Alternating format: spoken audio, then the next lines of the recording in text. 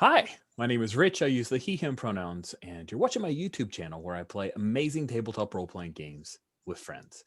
This is part of an ongoing anthology campaign I've been running for a few years now that I call Star Wars Saturdays because it's Star Wars and I usually run it on Saturdays because I'm prosaic that way.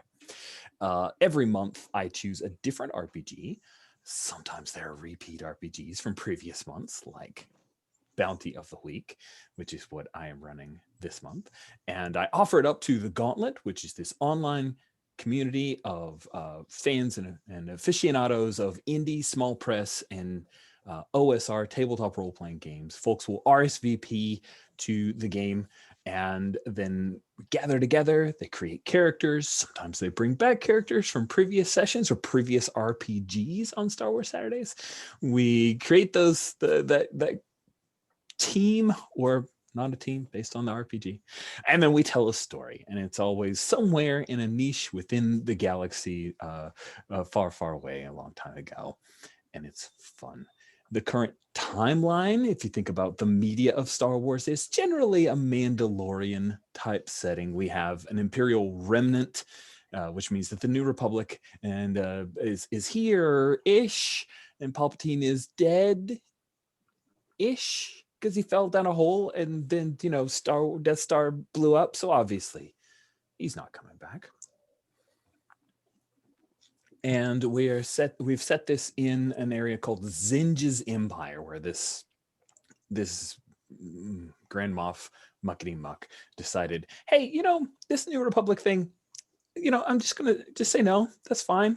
It's fine. I'm just going to keep my slice of the galaxy here, and I'm going to keep running things the way they are. Stormtroopers, terribleness, all that good stuff. Good in quotes. And that's where we are. We're in a slice of the galaxy that has yet to be freed from the tyranny of the Empire.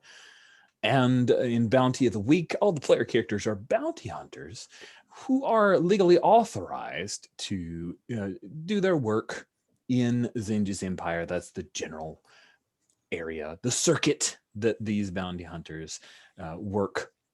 They have a home base, as it were, which is a spaceport located on a terraformed asteroid near the planet of Felucia. Don't worry about it. It's an asteroid. It's a cool little spaceport.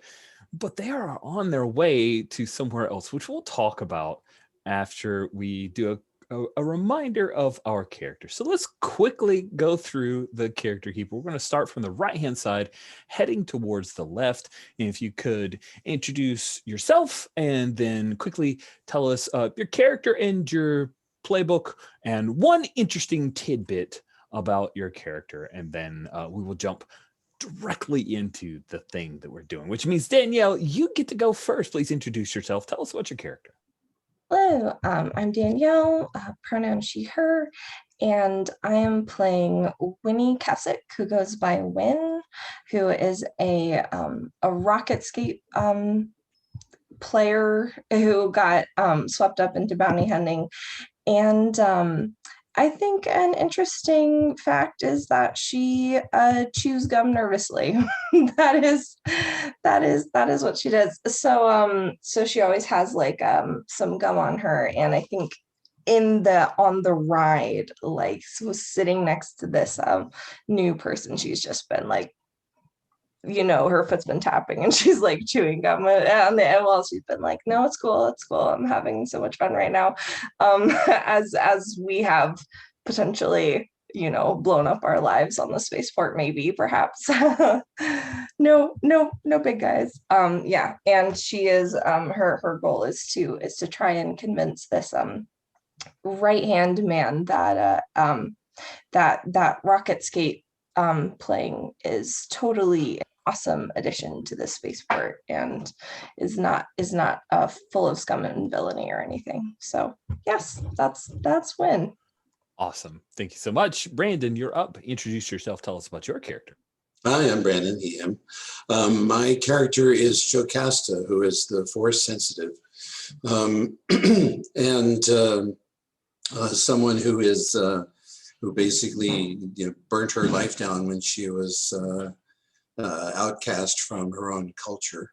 Jocasta is from a culture that worships beauty and its art and its surroundings, and which gene engineers, the nobility at least, gene engineer their progeny to a fare thee well. Jocasta is absolutely gorgeous, and it takes quick offense at anyone who points that out, because she was rejected when her force powers developed.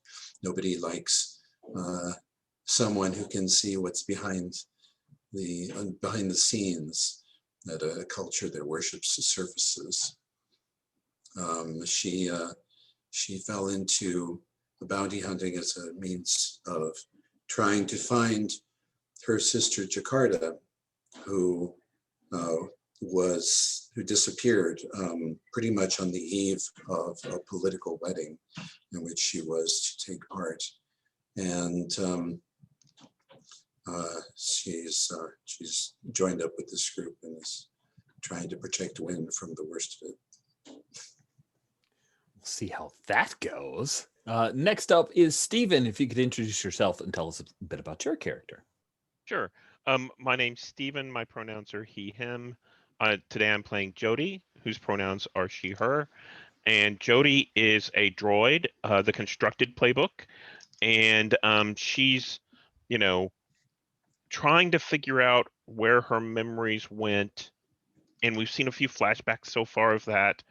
And she doesn't really understand people. People don't really understand her and her motivation. She's more about some of the freedom from that droids have seen. I think we saw her in last session, swapping out restraining bolts for fake ones and that kind of stuff. So Thank you so much, Steven. And last but certainly not least is Francisco. Hello, I'm Francisco. I go by Cisco on the Gauntlet. My pronouns are he, him. I will be playing Talon Gendro the Twi'lek. Talon Gendro is equal parts Chewbacca, Harrison Dula, and Hondo Tanaka. And an interesting thing about him is he enjoys theater dates, cantina crawls, and long dewback rides on the beaches of Tatooine. Let me recover myself there. That In the rain, it's so good. which never happens on Tatooine. Never happens on Tatooine. So sad, so sad. Sweet.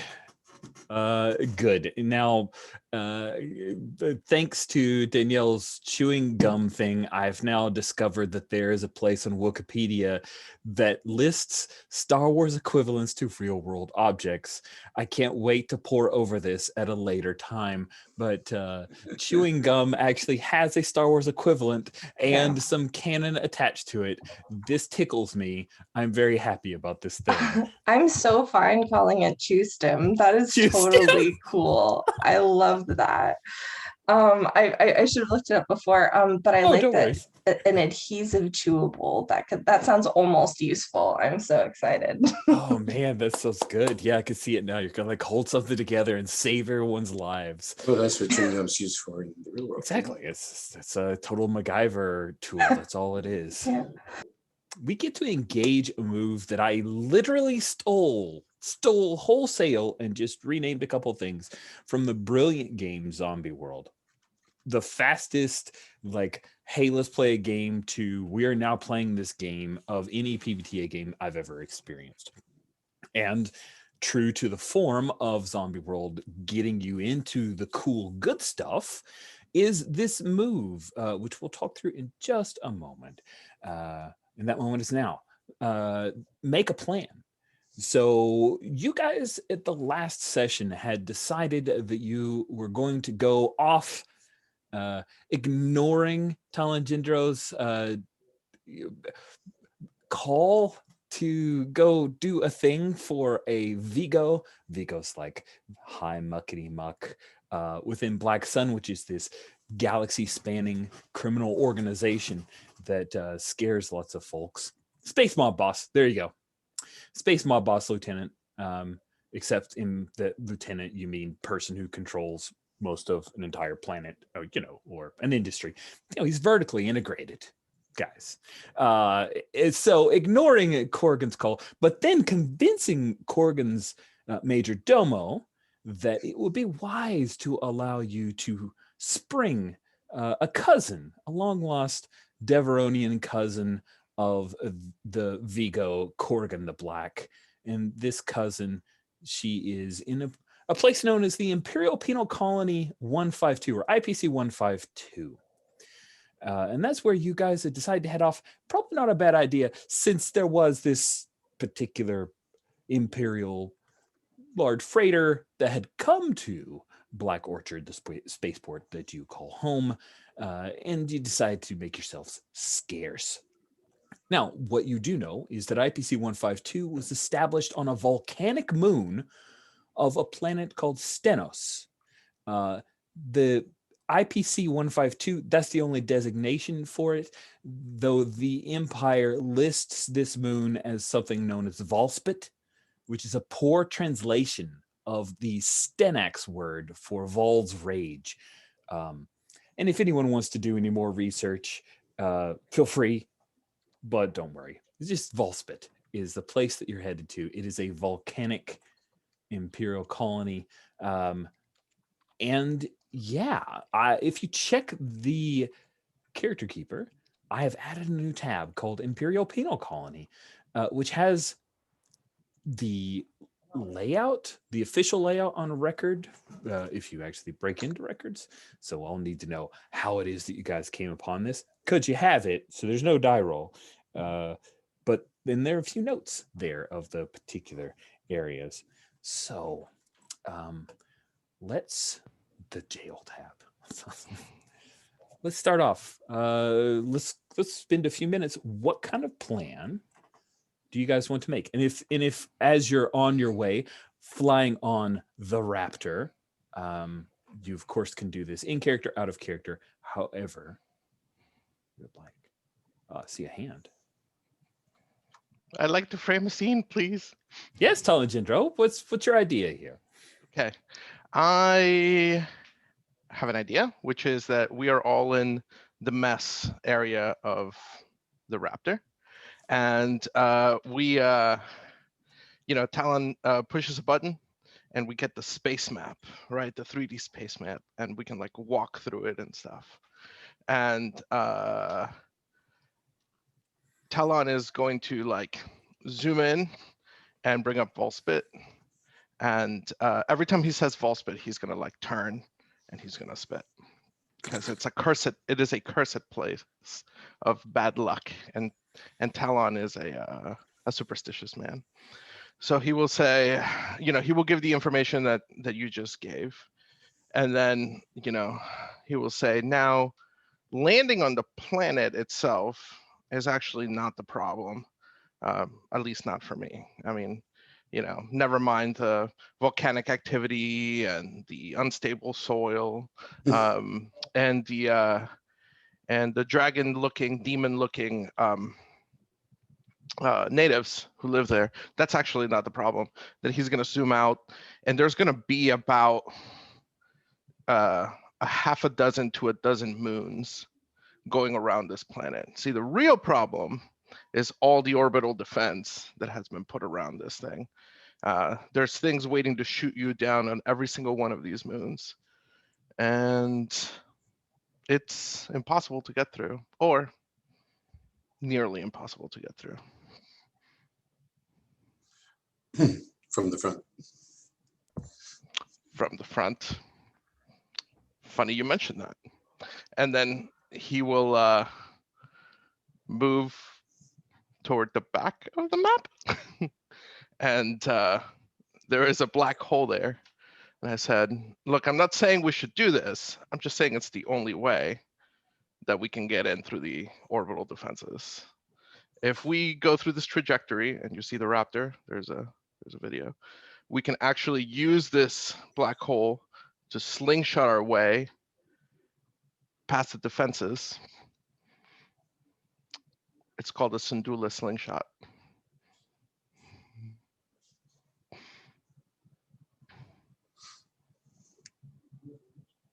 I'm not saying I want to do it, I'm just saying I can.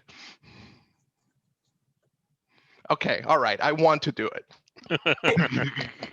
Yeah, Win has just been like That's looking the at him until he is like, You're just waiting for waiting for him to finish the sentence. that sounds, it sounds like a very Talon move. So Luca raises his hand. I was thinking we could pretend that one of you is a prisoner and we could go in. that's very cute, Luca. No? I love that. That's like off of Hollows on Saturday morning Hollows. It's very cute. And then she looks at Jocasta like, is that even a thing? Like, maybe, right? Well, the problem is that we'd have to either steal an Imperial courier or fake or fake a very difficult transponder signal. Because as Talon has pointed out, the problem isn't landing on it or probably even getting access to the installation. The problem is getting through space to get there. Well, So any ship that doesn't give off the proper identification is going to be fired on immediately.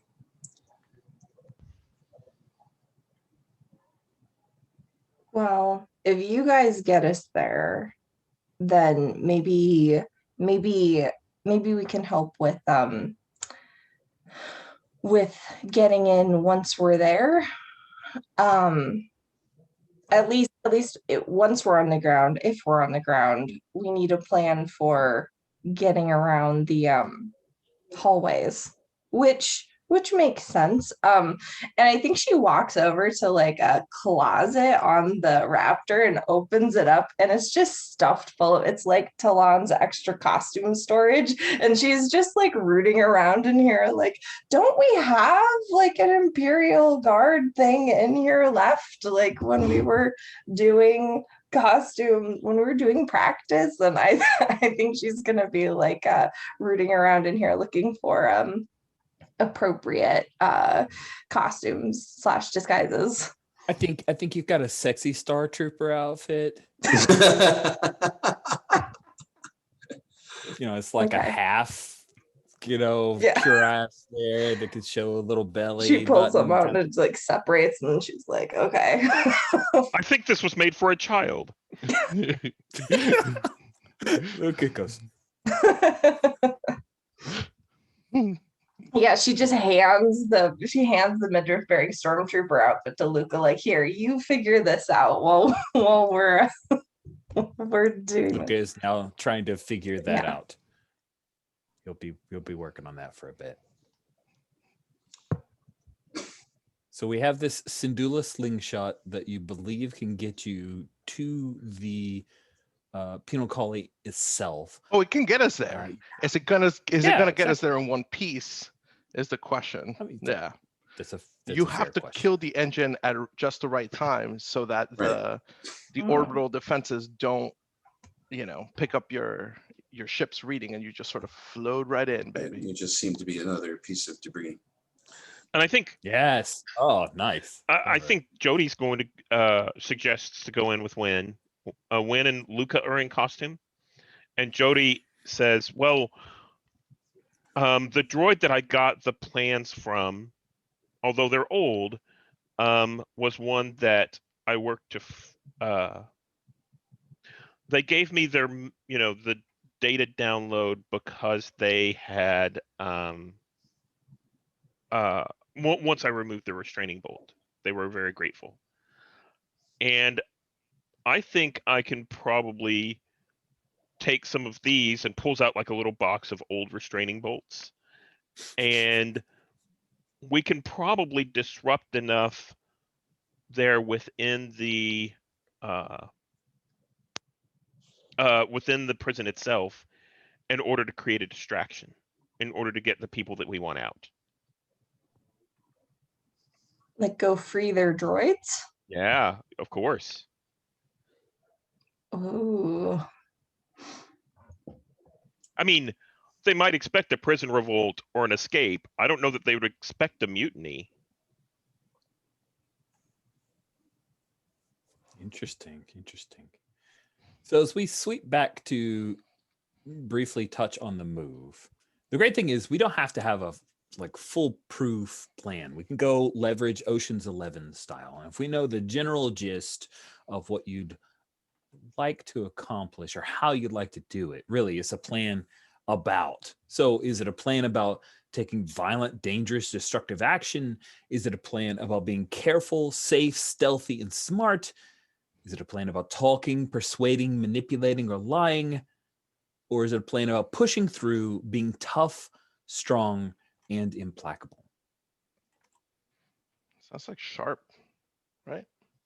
So careful, safe, stealthy, and smart, doing some bits of dressing up as Imperials and trying to sneak your way in, then hopefully employ some droids to help you cause trouble.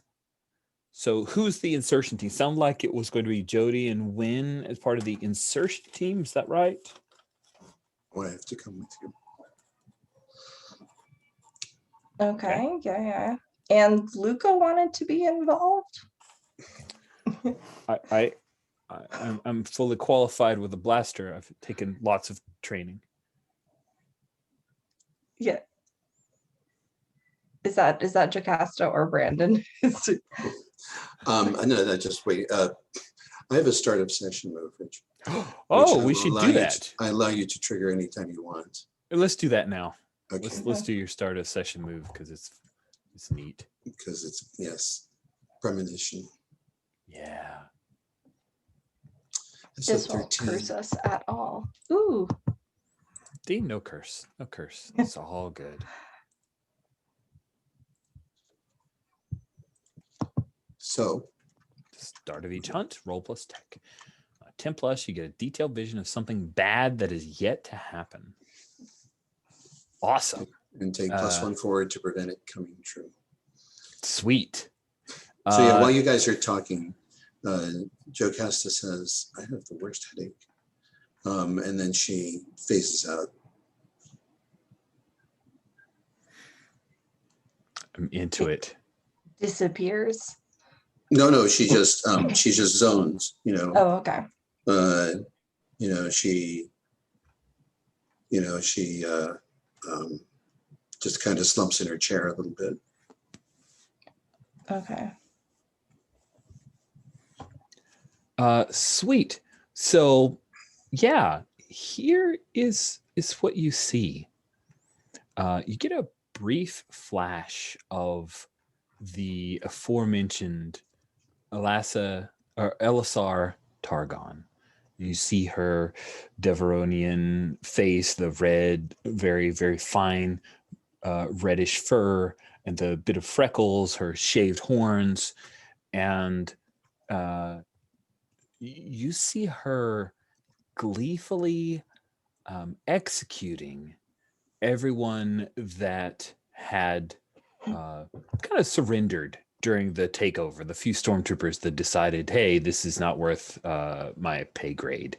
And yeah, she's viciously trying to murder every single one of them. And laughing. Talon will gulp and will say in a stage whisper, "There's no way she remembers me. She couldn't possibly remember me." Well, that's interesting. Oh yeah. Does You it stage whisper in Jocasta's vision? Oh, that was in her vision. Sorry. I thought this was actually coming up in some sort of hologram. Nope. Erase. It is... Sorry. Okay, cool. Just making sure that we were on the same page. I wasn't clear on setting it. That is the premonition that you get, is that Elisar Targon is going to be a handful. Wait.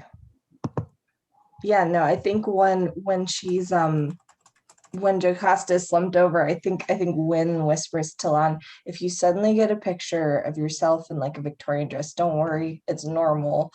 Just like roll it. It'll be okay.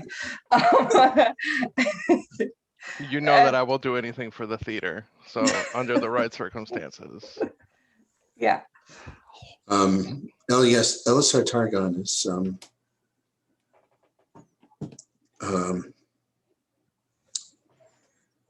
Elsar Targon is going to be very difficult once we free her, which we have at least significant probability that we will, because I just saw it.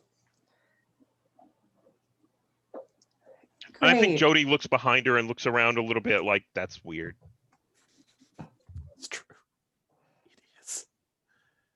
So we're risking our life for a terrible person who may try and kill us as soon as we get them off of this rock. If we get to this rock in one piece, just that is what's happening. No, she wouldn't try and kill us. She has to get off the rock. But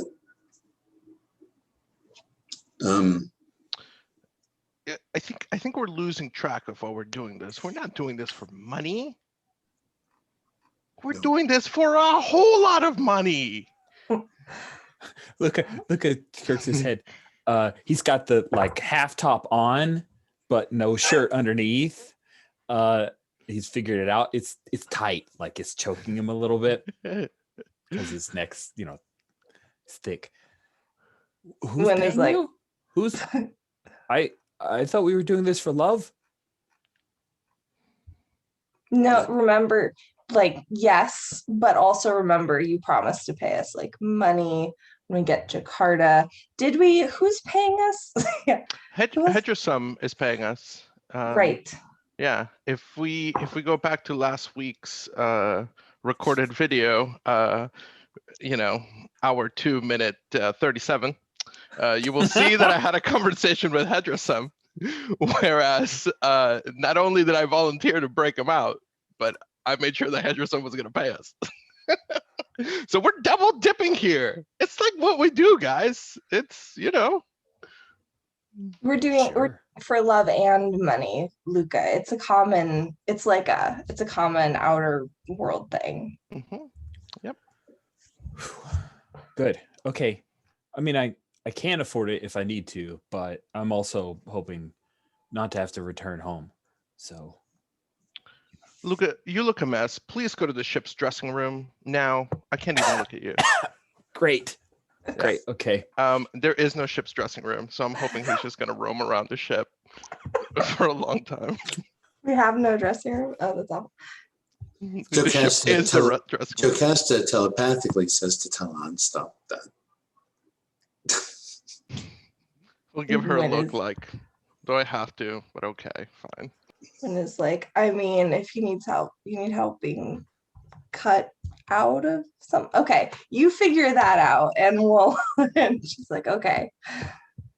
We and gets with Jody with the box of restraining bolts and kind of like confers about this plan. Like, if you're gonna break them off of people, if you need her to do stuff, yeah. Okay.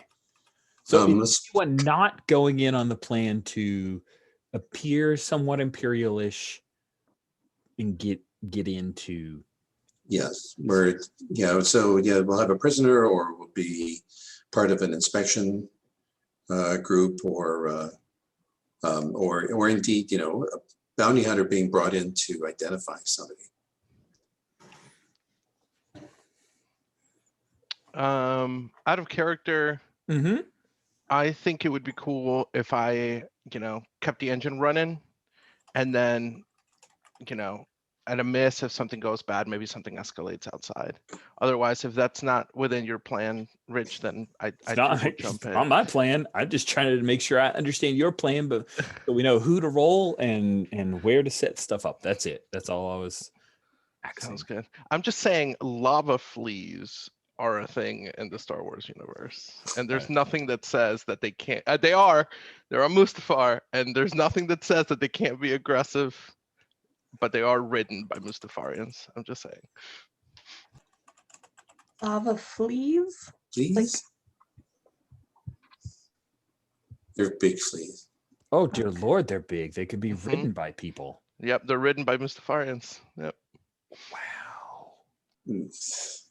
Mustafarians are hard up. It's all that Mustafarians lava are- smoke. They were very tough, resilient people. Wow, they are. Yeah. Okay, cool. So who's leading this? Because that person will be rolling with sharp. It feels like Talam's hanging back, so it would be Jody, Jocasta, or Win. And boy, it would be fun if Win was the one leading the cosplay intrusion. But that's just me, because I think that would be amusing. Oh man, do I even have any sharp? Do Yeah, I do. we do. Both you and I are You're both relatively sharp. we're sharp, but we're not sharp enough to stay out of this business. So here's how it works. You roll plus sharp, but there are some questions to ask as well. +1 if the plan is supported by plenty of resources and people. No. +1, I mean, plenty of resources and people. No. It's an entire imperial penal colony. I don't think so. +1 if you're basing the plan on accurate current information. The plans were said to be old, but we have current information about where this person is that we're breaking out. Maybe, probably not. I'm not metagaming. I legitimately thought about this before. I was gonna say that the reason why Talon knows about the Syndulla slingshot is because either he's been broken out of this jail before or he's broken someone else out. It seems like a Talon thing to do, but Okay. Thank you for handing me that opportunity. Because if you've been broken out before, Talon, some of the people maybe were left behind by you. they know me in there. That's why I'm staying behind. Oh, okay. We need to find a way to get you. -1 if there's a significant opposition that would interfere with the plan. I think a lot of stormtroopers makes that a -1. So we're back to flat. +1 accurate information, -1 significant opposition, -1 if there's significant dissent about what plan to follow. It seems like you guys are all okay with the sneak in answer. Yes. So not a -1 then. So you're just rolling plus sharp. Win. Go ahead. Okay. Roll low because you get XP, so it's totally worth it. Exactly. Yeah. She's adjusting her costume like, come on, guys, march or whatever they say. Okay. An 8. +1 from sharp. And I'm going to say that because this is already a team effort, call for aid doesn't feel like it works, if that's okay with you guys, because you're already working together. Cool. On a hit, you arrive in the middle of your plan in decent shape. On a 7 to 9, some part of your plan encounters unexpected difficulties, or your party splinters. Your choice. So the choice is, do you encounter unexpected difficulties, or does your party splinter? What do you think, Wynn? I mean, both seem appropriate, but it would be kind of neat if we showed up with a prisoner and we're like, we're doing this, and got shunted into different directions, like, oh, okay, well, you're going to this, Well, stormtrooper. especially if someone's playing a junior officer or something like that, they may well have me pulled off to. Oh goodness! This is and I'll throw in one more thing. Yeah. Which is Jocasta is, for the first time, anybody knows her. Whatever is wearing something that shows off her figure. Nothing blatant or untasteful, but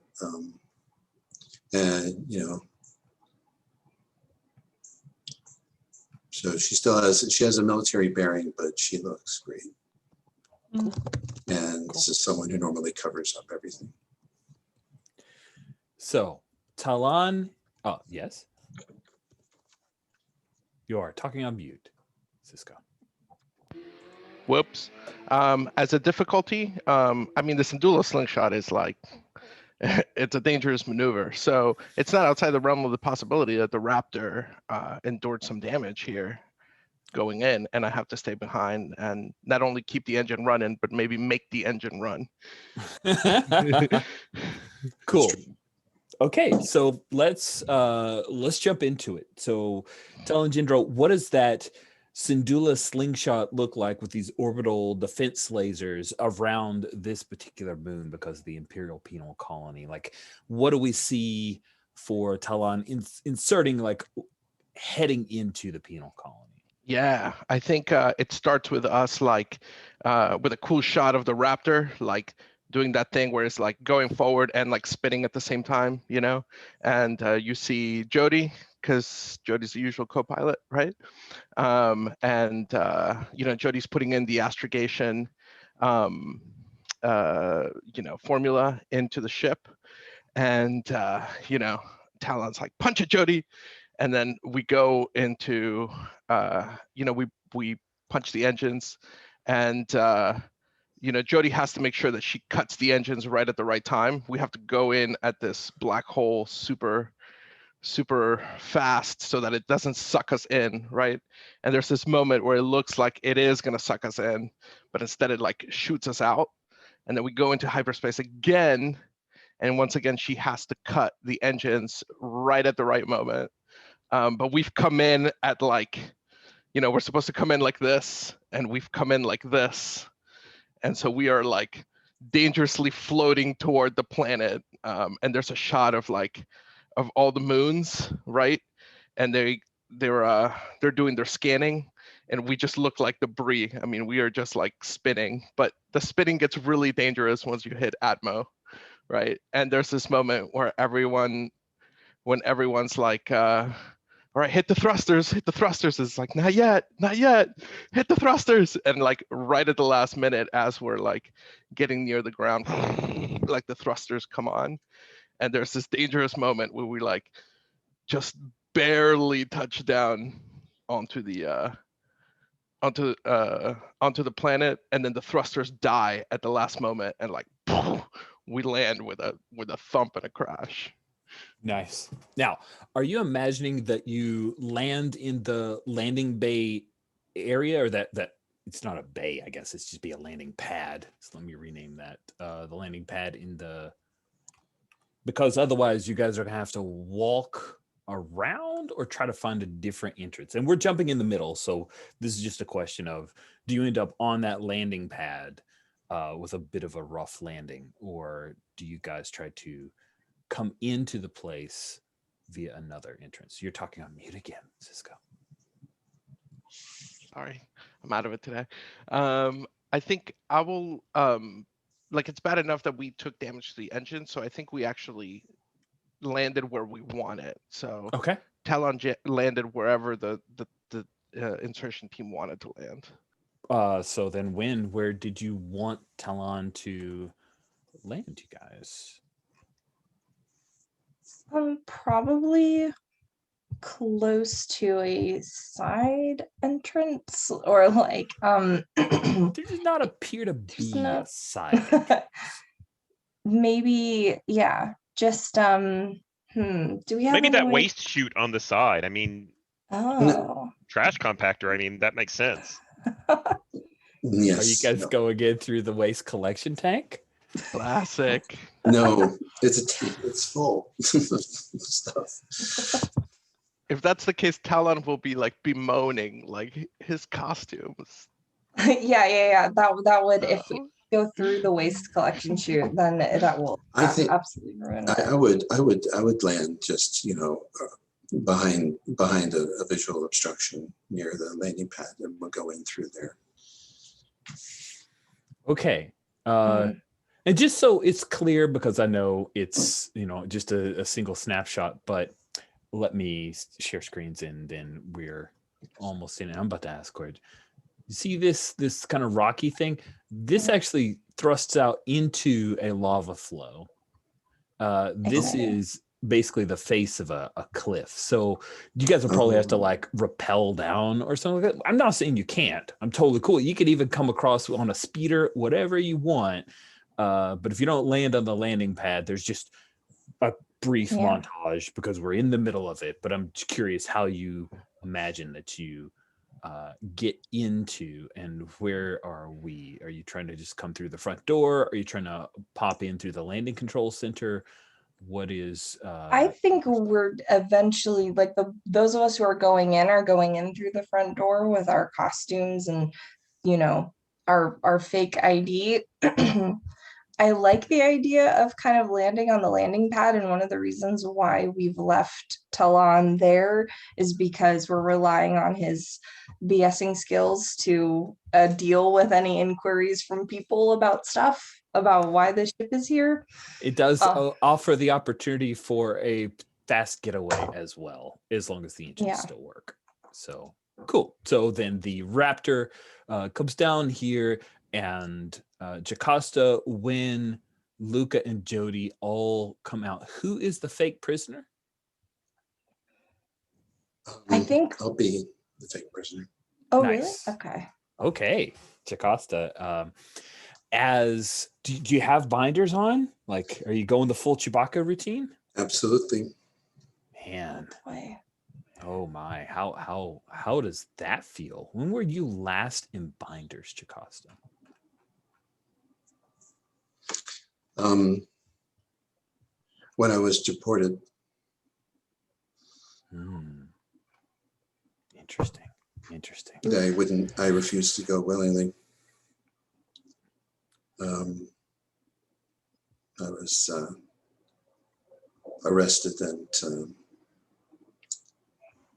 in front of everyone, and then shoved onto a shuttle, forcibly taken off planet, and essentially dumped. Nice. That's running through your head. We're seeing flashes of that kind of overlaid with you being escorted.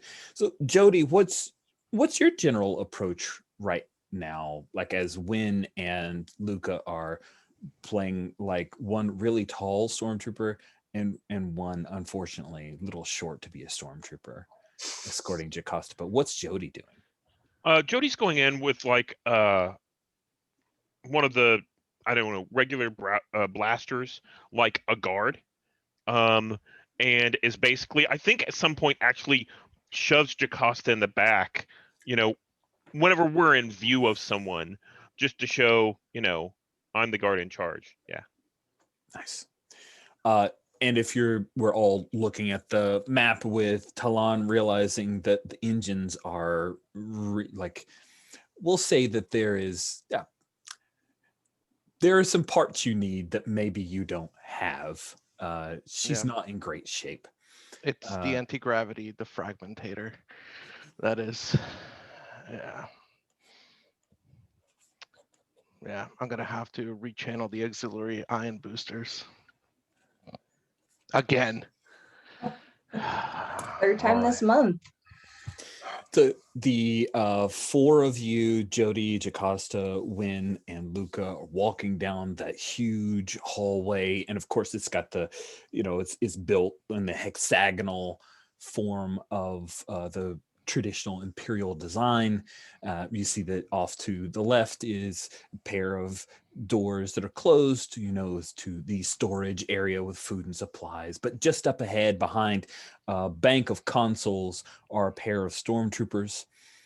They look up and they observe the lot of you. We weren't scheduled for a delivery. What is this?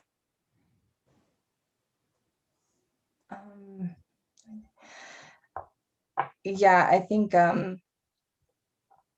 when shrugs and is like, well, we weren't scheduled to run across this fugitive until we did. Let me see if I have a move. Do you? Remember everything Talon has taught you about the theater. Which is what is one of Talon's like acting lessons? Like go big or go home. Always. Yes. Say something instead of saying nothing, and then always take what they say, aggrandize it, throw it back. You got this, break a leg. Yeah. yeah, I think she walks up and plunks an arm on the counter and is like, you're and like thwacks whatever it is, whatever kind of like monitor thing is there, and is like, your scheduling has been notoriously off. We're here to this isn't the first time that this has happened. We're here to bring this very dangerous hunter on the run in for this was a really, really good grab that we got, and upstairs sent us to drop this here, and I'll have to let them know that your monitors are on the fritz again. Well, let me check on something. And then he, like, you can tell he's probably communicating with someone, but not out loud, like he's on his comm. Yeah. The other trooper walks around from the console, doesn't have a blaster rifle, and he comes up to you, Jocasta. There's a moment where, like, you can feel it and you can hear that voice. You could just kill this one. You could just kill this one right now. Yes, I know. She doesn't look that tough. The trooper says. She looks kind of nice. And then he, like, reaches out and touches your shoulder for a moment, Jocasta. You can tell he's, like, waiting for you to snap at him. What do you do? Tremble.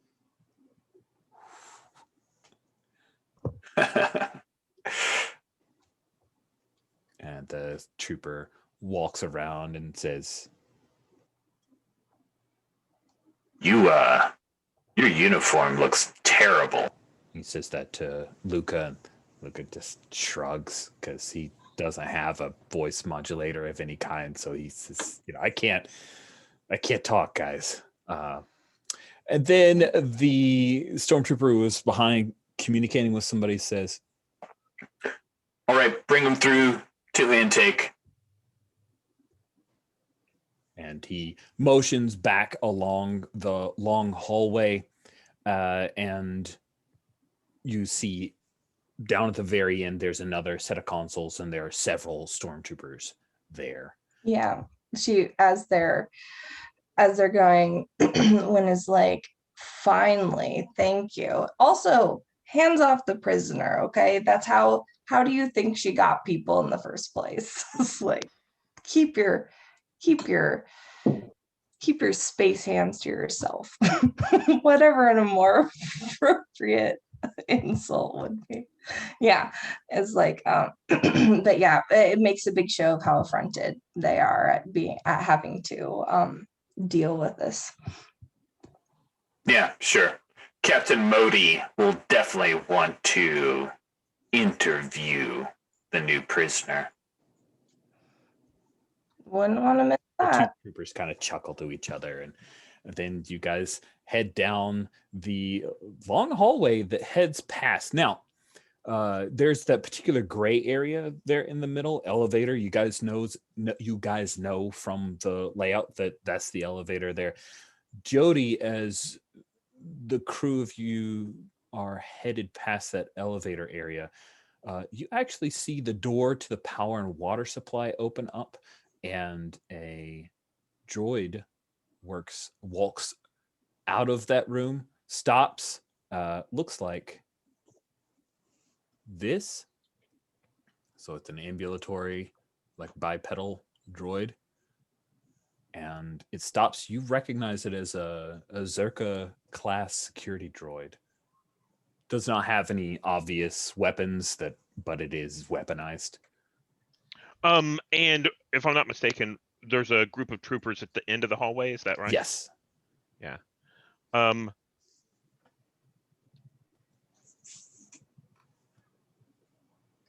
I think that I'm going to say, I'm going to lean over to Jocasta and say, fall down. And then that's whenever I give the little shove.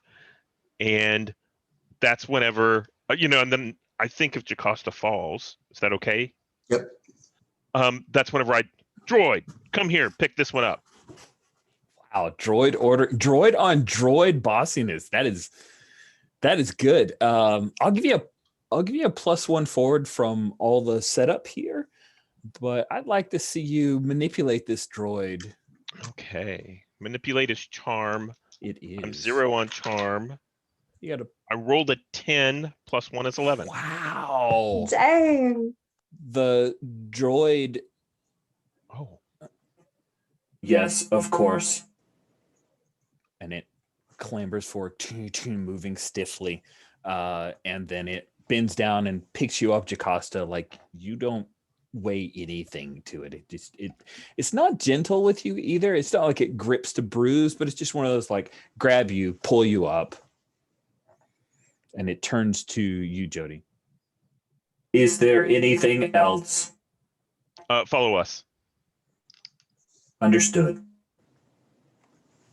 And it starts walking behind the lot of you.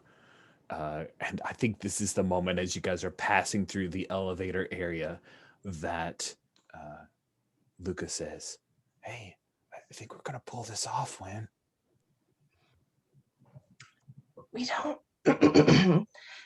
Yeah, but we don't say that in the middle of the mission. She kind of looks like, oh no, somebody said it. Yeah, well, yeah. Jocasta telepathically says to him, don't say anything. Oh, no. Oh, God, I hate when you're in my head. Well, well, well. Look what we have here. More bodies for the cell. We'll be putting you in Block Aubeck. And what's the information we have on this one, Trooper? You guys have come to the main console. There are troopers, and 2 of them have blaster rifles out. This evidently is part of the procedure. Yeah, I think Wynn just kind of like nudges Jocasta, like, oh, this is Navari. Danger. She was seducing troopers, getting information from them, infiltrating. We managed to catch her in the act. Back on, she lists a slightly believable location. Yeah, I feed Wynn information that is mostly true. Telepathically in her head. Yes.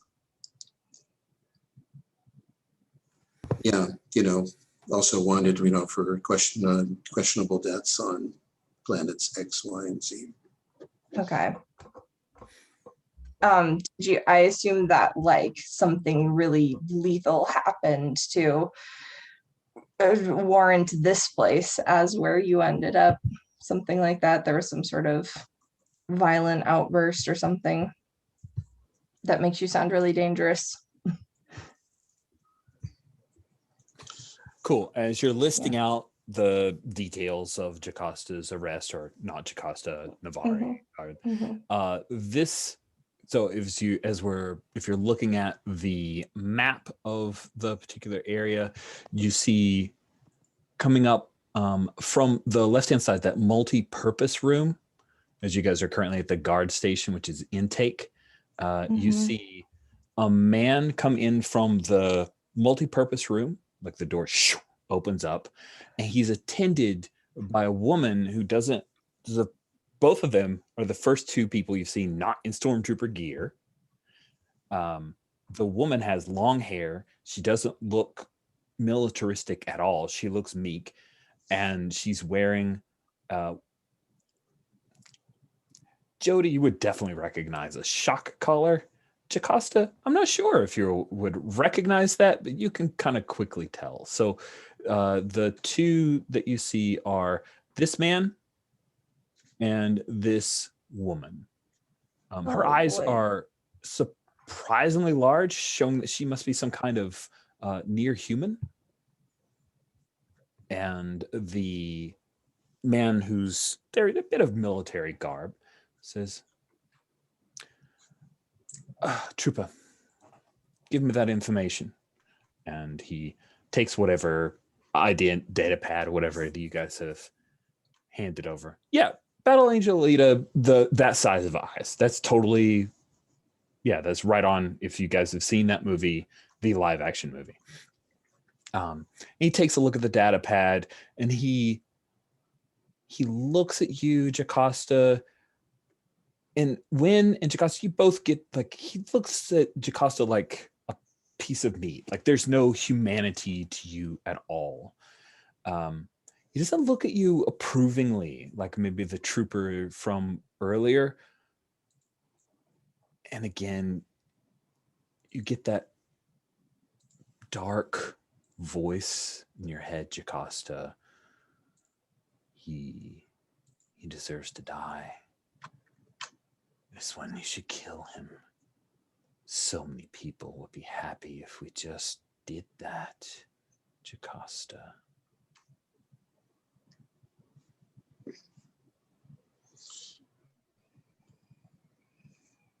Jocasta says yes in her mind, and it telepathically leaks out to her friends.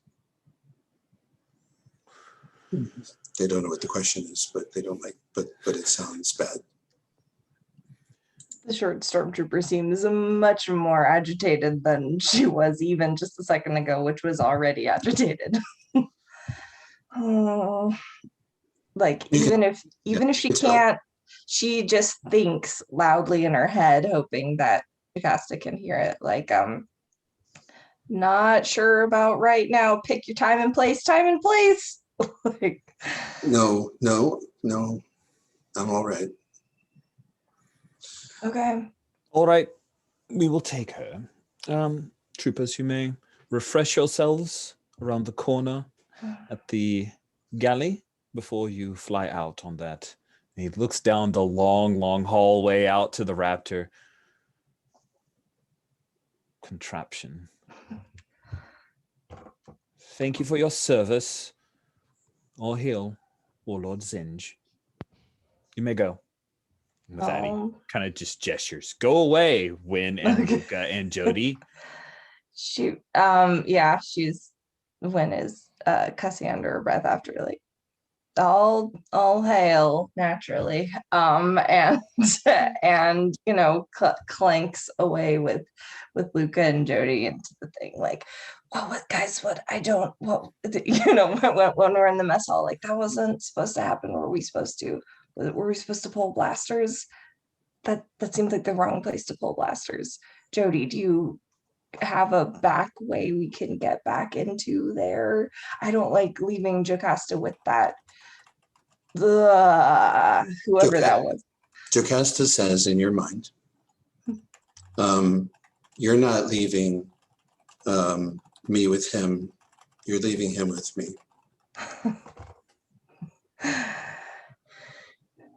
Yep. Naturally, of course. She's still gonna be, yeah. Right, that shouldn't make you feel anything. That shouldn't make Wayne feel any better. Yep. She does not feel any better. But yeah, I think in whatever is sitting in the galley, like with everybody, like, okay, she probably grabbed a Star Wars granola bar from the probably terrible machine there. Yeah. So you guys have moved your way to the mess hall area or the kitchen cold food storage to grab some food on your way out. Jody, that Zerka security droids continue to follow you. Right. And so I'm going to take advantage of this while the organics are eating food. I'm going to walk up, follow it sort of back to where the loading area or the maintenance area or something like that.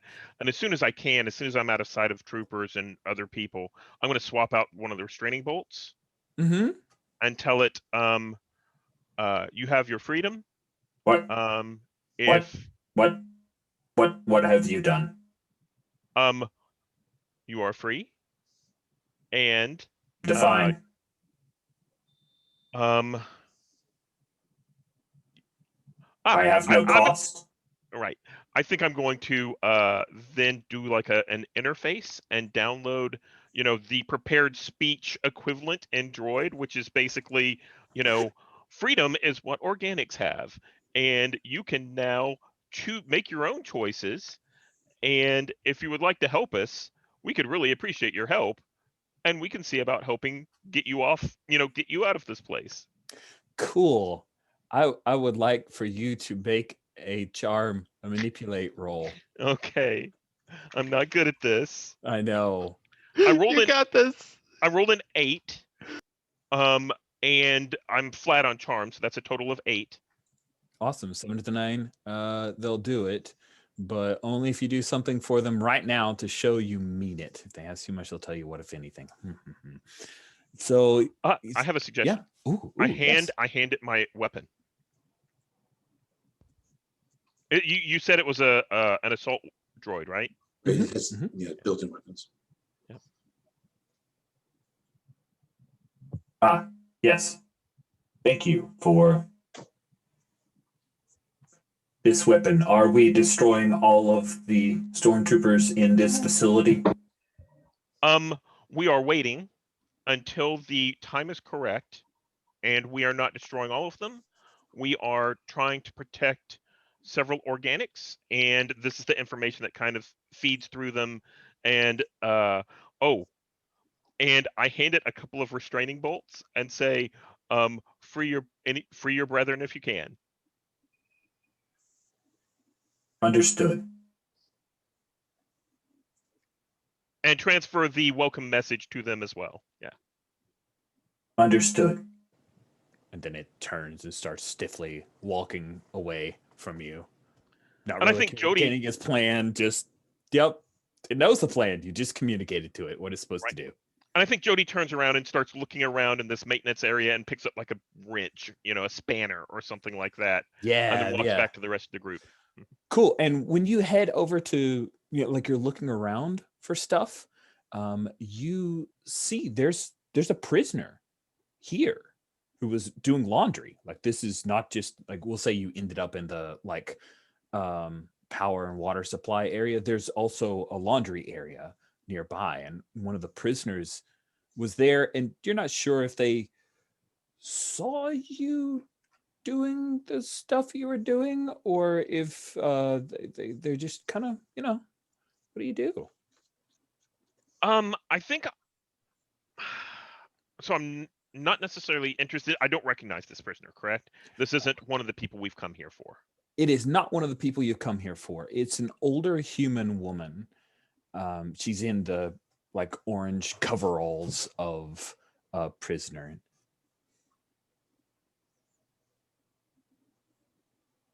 I don't really have any reason to interface with her, so I think I'm good. Yeah. Cool. So she just watches you. So she is watching me and observing? She is, yeah, definitely. Oh, then I probably do need to make sure that my cover's not blown. I'll walk over and say, you, what's your business here? Doing the laundry. You're not one from here. Where did you come from? She starts to move like, if you recognize like personal distance where you care, it doesn't bother you, but she gets like right up and she's kind of looking at you, Jody. Yeah. And she reaches up and she kind of touches. You've modified this. Before she actually can start touching and start doing stuff, I'm like, so whenever she asked where I came from, it's like, oh, bounty hunter bringing in a prisoner. And whenever she gets up in my face, I make sure she understands that she can't, that's dangerous. She's like put a hand, like push her back a little bit.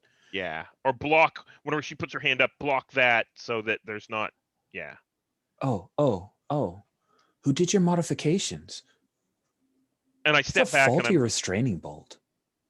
Oh, okay. I say, her hair's a little wild and She's just kind of weathered with age. She's got that look of person who was maybe raised in a very arid environment, very dry skin, lots of wrinkles. So I think I step back and I say, you need to mind your own business. And if you hear a signal, you should take advantage of it. Understood? Yes, yes, yes. And then I'm going to Yes. step away and say, keep doing the laundry. Who are you after? Are you after PR4? One of your brethren. Who is Oh. PR4? PR4. He's in the prison. Do you know where an interface is? Points over towards like there's a wall interface, one of those like, stick the little thing in like R2 does. Yeah. And I think I'm going to go over there and I'm going to say, I'm going to interface with the prison systems and see what information I can find. And this is going to be Careful. Yes. Oh, they have a good slicer. It's hard. The ice is very good. They took away all of my tools. Good luck. I'm sure you'll be fine. Okay. And I'm going to interface and I'm going to try and see if I can find out things like where the prisoners are located, where the people we're looking for are located, and that kind of thing. Sweet. You can do that. Let's give a use tech. Awesome. So I've got a 1 in that, and I rolled a 9, so that's a 10. Nice. Let me share this with you privately. Oh, okay. I know, right? Why am I doing this? Oh, this may not come through chat very well, so we'll see. That's fine.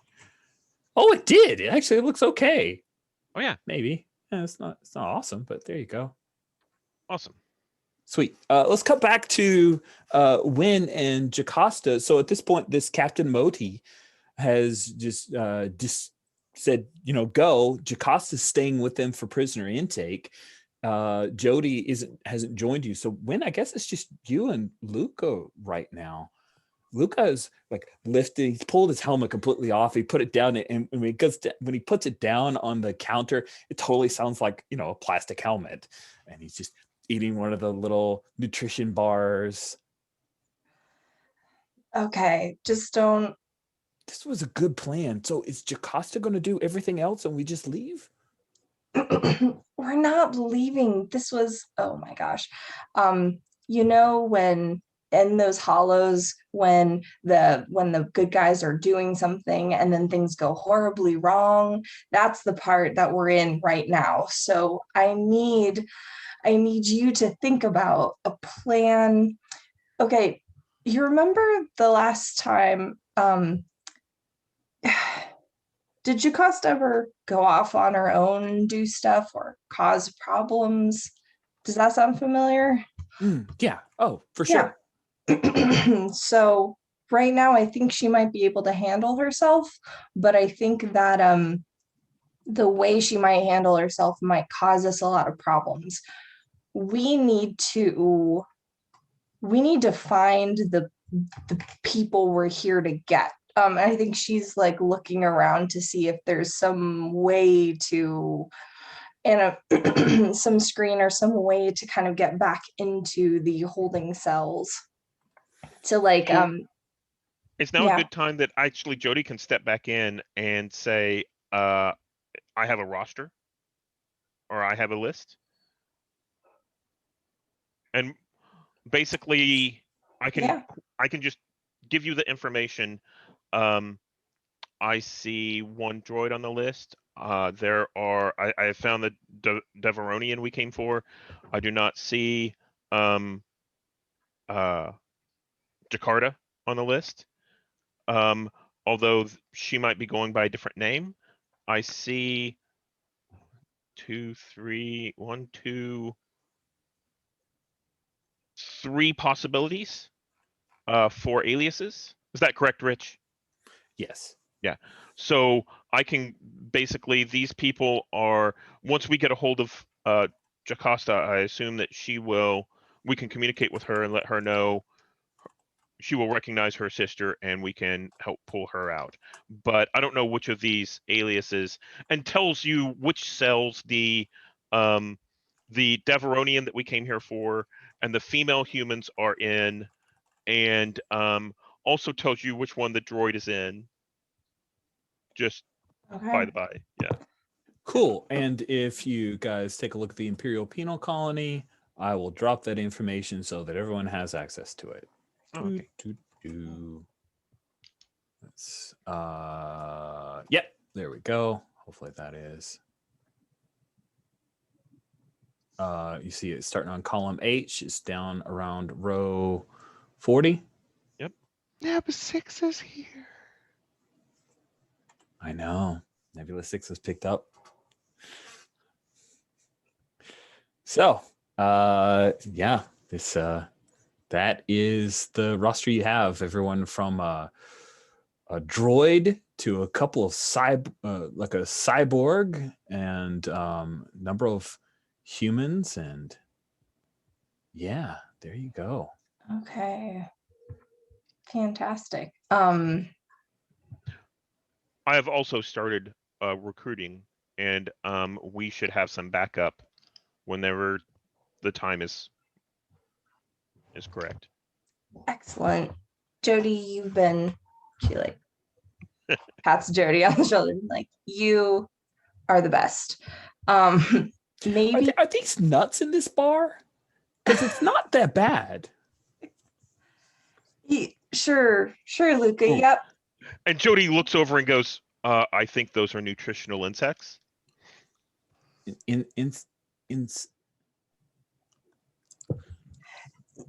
Yeah, but hey, if it doesn't taste bad, that's great. It's really crunchy. It's gonna be okay. All right. So and the only way these cell blocks is past the desk that we walked by. Excellent. So let's cut to Jocasta. You are escorted by 2 stormtroopers back into the multi-purpose room. There is a desk and a pair of chairs, and Captain Modi heads down to sit at one of the chairs. He says, what was is it Navari? Is that the fake name that was given? Mm-hmm. Navari, I'd like to do what I call a bit of an intake interview. I'm sure you don't mind, since it's much better than being immediately thrown into a cell. Have a seat. Go. Oh. What is it that you feel has brought you here? And what do you think will help you to find a way to freedom again?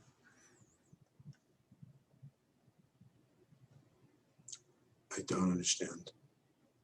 Why are you here?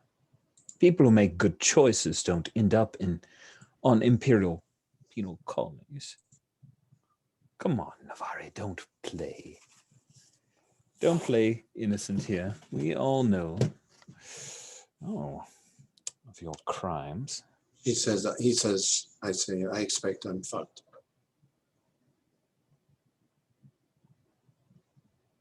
I'm sorry, say again? I say, I expect I'm fucked. What do you want me to say? You are in a great deal of trouble. I thought perhaps you might be entering the bargaining phase, but it seems that you've already accepted your fate. What's to bargain with? Very I say, narrow. and I look right at him. And I'm listening to him, of course. Oh, do you want to like tune in or something? Yes. Oh, okay. Yeah, you should do that thing.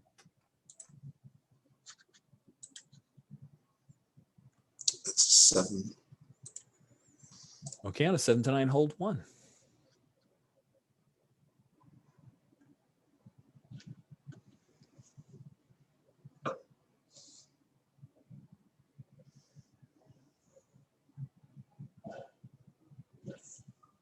What is it planning to do?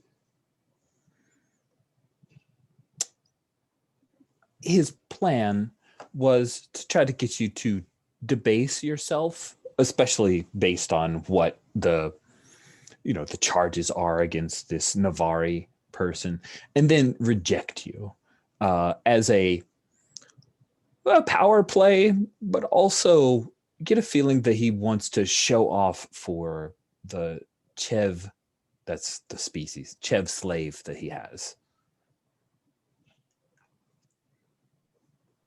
So she's also there. Yes, she doesn't leave his side. She's not allowed. I'll give him what he wants. Ooh, nice. So I basically say I didn't. I'll do anything you want. I didn't know that was even an option. Cool. And he smiles. He gives this anything I want. Anything.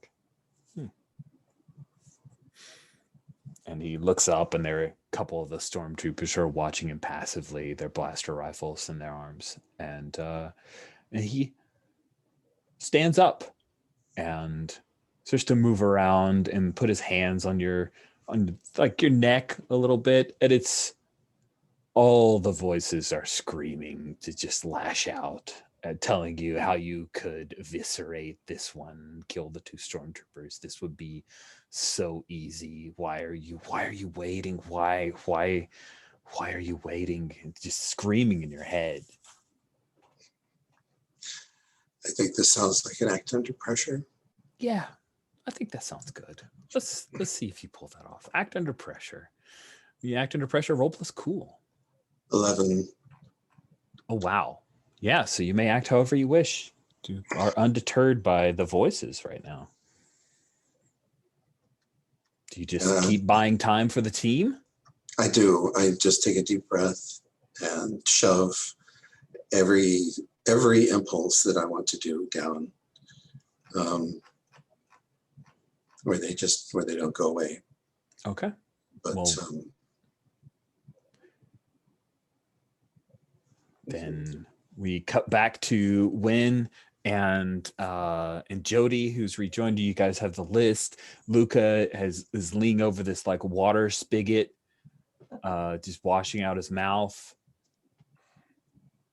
Okay, so Jody, while Bug Boy is busy, what is the plan? Do you have an idea for how to get us past that desk again, or do I need to do my stormtrooper routine? I think that guards would be required if there was an escape attempt, and I think we could go past the guards that we saw if some of those cells were opened. Oh, I like that idea. Do we have a way to remotely spring some things open? The computer system controls all of this, but the security is very tight. So it would take talking to the person in charge to get them to do it, or a very good slicer. I met a very competent repair person doing laundry, and she said that she couldn't do it herself.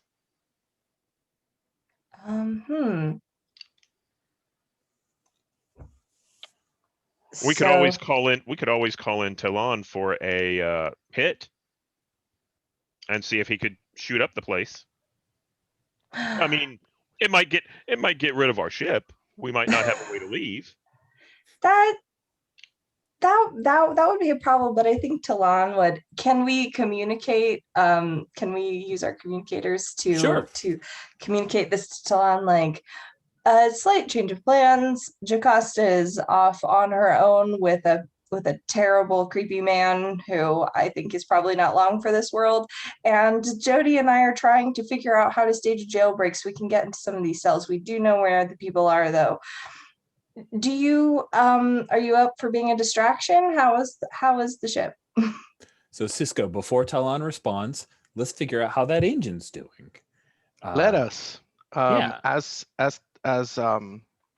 Talon is trying to repair the engine, he is singing the power ballad from the Hunters Hunted called "You Have Quarried My Heart." And what you see on screen is Talon singing while he's got like a spanner going like, "I've only hunted scum and villainy, but now you've haunted me." And then maybe there's like sparks flying at that moment. Awesome. I think use tech might be the best option from a moveset here. So I'm going to pitch you something because I can also hot wire anything to make it go. And so maybe we still roll, but maybe I get +1. That seems. Where's the hotwire anything from driver? Yeah. Oh yeah. Okay. Yeah. Take a +1. Huzzah. All right. We are trying to rechannel the auxiliary ion booster defragmentator because the anti-gravity impulsors have decoupled again. So Naturally. You need to get new ones. You do. You guys are we always have coupling defragmentator. Holy crap. That's the The problem. disintegrator just rolled an 11. Yes, she is good. Huzzah. She is in good shape. So Wynn just said, hey, can you come in here and help us get into their security systems? And yeah, that interrupted the grand finish of You Have Quarried My Heart, I guess. Indeed. You know, as soon as they come in, the wind comes in, I'm gonna be like, "Who's your Twi'lek? Ship is done. You How are. may I be of service?" You're always, and she looks at Lucas. She's like, he does this a lot. You're the Twi'lek, man. You are. Stop. But keep going. Yes. There are some bucketheads out there who we have to get past, and I already did my thing to get, but then we are out here. They sent us away. So if you could help us, Jody said that if there was a prison break, we could probably have some cover to go find some people. So I think she kind of looks around like, I don't know if you want our costumes or if you want to, or if we could drag you in again. I can go back to the ship if you need me to, because I don't think your outfit would fit Talon. True, but I mean yours barely fits you. I think she looks at Luca, looks at Talon, and is like, is that gonna work? Yeah, I don't think Talon could even put the helmet over his head. She's like, no worries. I think Talon has got this. Is like there isn't like scheduled activities for prisoners or anything like that. There's no like performers slated to come in for rec time. No, there are scheduled activities. They are labor. This labor penal colony. They're currently in a rest period. So you want me to draw out some bucket heads, right? Okay. Yeah. I have an idea. I am going to dress as like pastoral as possible, like a commoner, and come in and essentially say that the oh my gosh, what do you call it in Star Wars? Is it a warp engine? It's not a warp engine, is it? Hyperspace drive? Hyperspace. The motivators. Yeah, thank you. There you go. The hyperspace drive is collapsing onto itself. An explosion is imminent. That's the pitch. That's the You gonna pitch. Try to get some stormtroopers in to try to fix it. Yeah. Okay. Sounds like a manipulation. And are you Indeed. like coming out from the ship and like, I'm gonna get in. I'm gonna get dressed. Then I'm gonna, go toward the entrance desperately, and I'm going to wave my hands and say like, "Achuta, tamba wamba, sawap engina." Okay, and like just look desperate. And like the way I picture it in my mind, the stormtroopers are like, I think he's saying that thing's about to collapse. I was like, I think he's asking for help, and hopefully I can sell it. okay, Right? let's see if you can sell And it. I'm going like, chumpa wamba.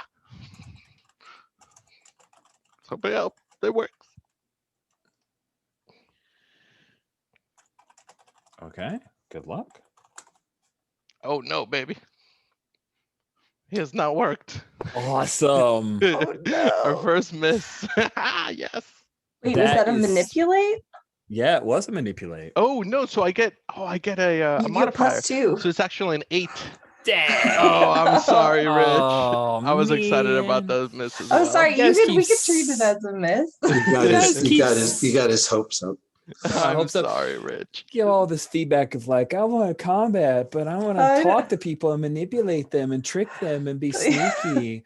Well, to And- be fair, Talon is going to try to like the minute that he gets a chance, he's gonna try to go like bonk and see if he can't.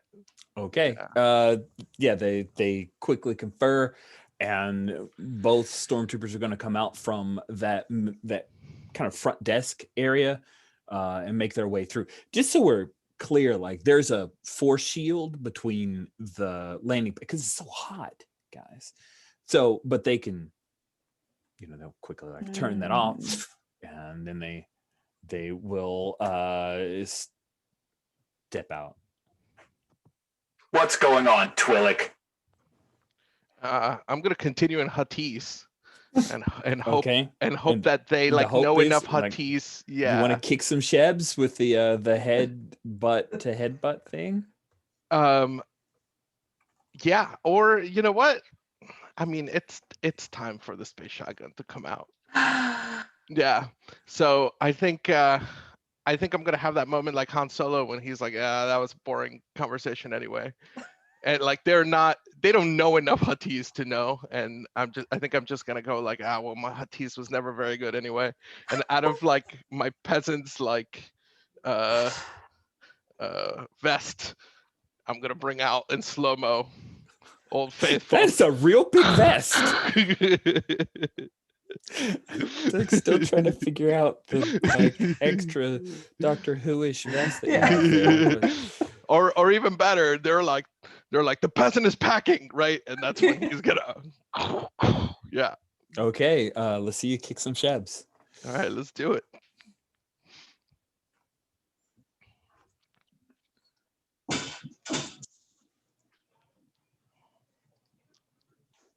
Oh no, okay, there you got your miss now. And I'm in the worst position, right? Because I came up, there's presumably cover is kind of far. I'm out in the open, and this is a cluster mess. That is, that's amazing. I love it. Cool. So here's what happens. First of all, go ahead and mark an XP. Congratulations, Talon Gentro. You get better at things. As the yeah, I think what we have is the moment of like, He's packing! and you shoot one of them with the scatter shot, and the other guy shoots you, and we see the like conical blue circles as he stuns you. Yeah, that's my hard move, buddy. Yeah, so then you hear, Hey, we've got a problem out front. And you hear a "Grr, grr, grr," as the klaxons start to go off because they notified the person at the control. And yeah, so bunch of every room, like a little red light starts to go off. And Jocasta, you're in that room with Captain Modi and the stormtroopers, and he's not actually done anything other than touch your neck and make your dark voices and urges go bananas. And then now he just kind of at the last moment he says, "That's quite enough. Go ahead and clean up Navari and throw her into Arbeck 7." And he starts to walk away from you like he's done with you. And he glances over at his Chev slave, and she mimics that she's impressed, but you know it's a lie. That's when the klaxons start to go off, Jocasta, and Captain Modi grabs a comm unit, and he is being informed that there is a Twi'lek at the outside of the colony that attempted an intrusion and has been stunned, and it appears that they're under attack. He says, "It's a trap." And the stormtroopers bring up their blaster rifles at you, Jocasta. What do you do? Are they going to shoot? They are waiting for Captain Modi's order, and he figures you're under control because you've done a real good job of submitting to his will. So he's not going to have them shoot you, but yeah, that's what's going on. One wrong move, those troopers will put you down. So what wrong move would you like to do?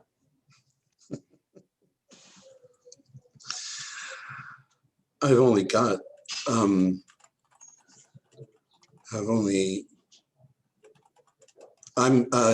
while this is happening, if you may, before this happens, I've been reaching out to see if I can find Jakarta. Cool. I think that we can lean on telepathy and allow you to investigate a hunt or read a bad situation. Yes. Yeah. Investigate a hunt, I think. I think investigate a hunt's the way to go. I renamed that investigated quarry, but didn't follow up with the renamed the moves. Dadgum. That's what happens when my stuff's on flux. Okay.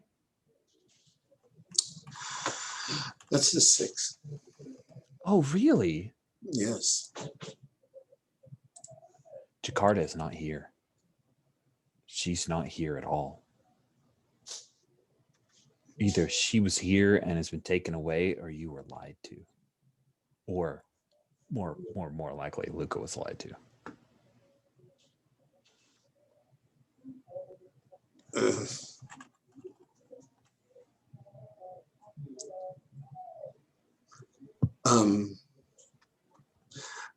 Yeah,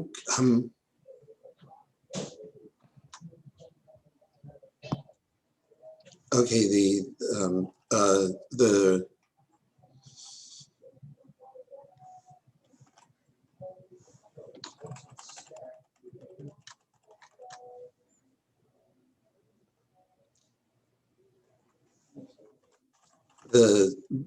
the realization that I may have just pitched it all away then caused my control to slip.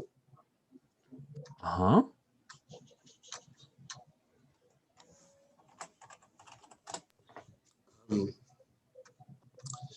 And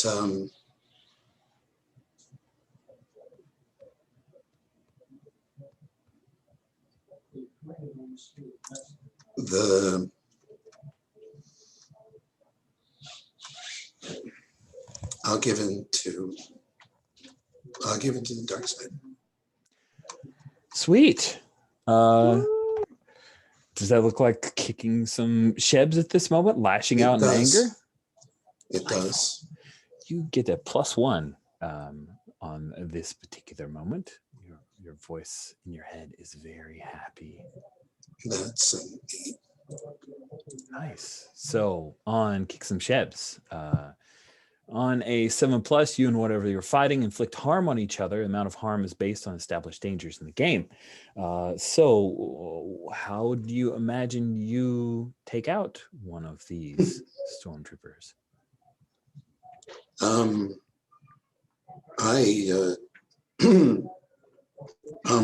look at him and he slams against the wall. Nice.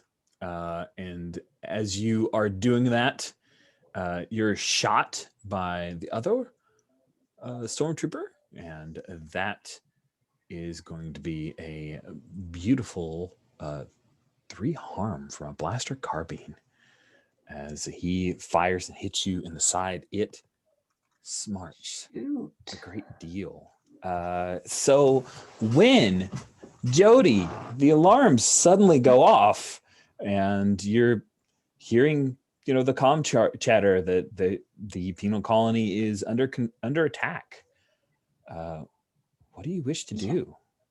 I think that I look at Jody and with the sense of like, this maybe wasn't as ideal as we were hoping. And then I'm like, let's just go. Like, she's like, all right.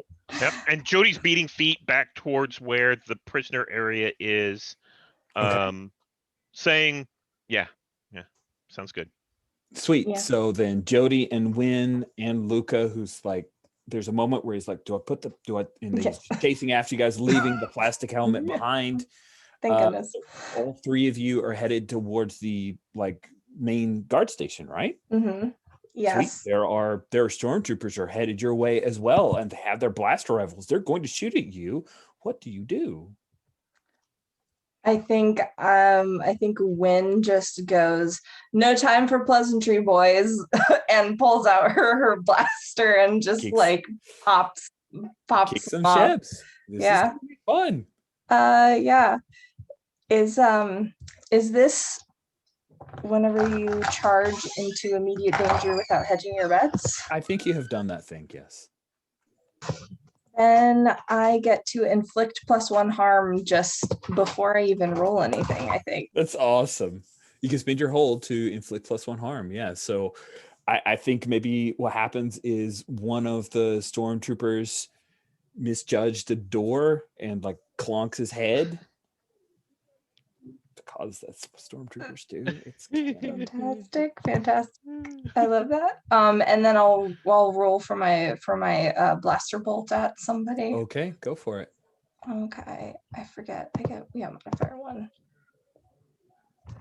Hey, it's an 8. Oh, it's an 8. Nice. It means you get to swap some harm. What weapon are you using? I assume I have it says holdout. Holdout blaster All right, pistol. sweet. So you're doing 2 harm to a stormtrooper, and another one will hit you with a blaster carbine for 3 harm. Do you have any armor? I don't think your cosplay armor counts as armor. Oh no! Even though I was one with a nice modulator, I guess that doesn't. But if you want, you can reduce that harm suffered by 1 with the last of your 2 hold from what could go wrong. Ooh, I'm wondering if I might need to take 2+ forward on the act under pressure roll if we get into something. But that so you're going to save it. You're going to save it for later. That's cool. It's a hold, so you can save it for later. You don't have to use it to reduce. I'm looking for the harm track and the character. I forget. The harm track is up top, and it's in red. So you'll be going. Yeah, I might reduce the harm because 3 is because 3 is a lot. I think because Wynn is shorter than a normal stormtrooper, she's able to dodge a little easier. Dodge down like your rocket skates are on. Yeah, awesome. Jody, what are you doing? You're being all right, real quick, yes. Just a rules reminder. We only have 2 sessions and you haven't used up any luck. Just saying. That's true. Just saying. Oh, okay. Well, it says when you spend the luck, you can find something weird and maybe even useful. I know. Weird and useful. True. Right. So could you use a luck to negate If you even use the like? luck, you take no damage. Just lucky, Oh, lucky. You should have been shot, but you were yeah. lucky break, and you're good to go. I think I might do that. I think I might. I think she's aiming at whoever they talked with before, just like whoever was the stormtrooper in charge, and kind of like pings him, and then it's like, what are you doing? And then is able to like I like that kind of rocket skate move to kind of like dodge the blast. Sweet. You dodge the blast. He bonks his head, and a code cylinder rolls across the floor and ends up like right beside you. Code cylinders are the things that can be inserted to open doors and Oh, give you sweet. Yeah. access.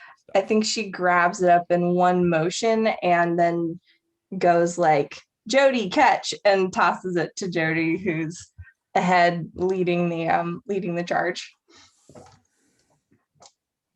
Perfect. Yeah, and I don't know if this was talked about before, but it still behooves us to grab the Deveronian cousin, because then we yeah. get paid. Okay, cool.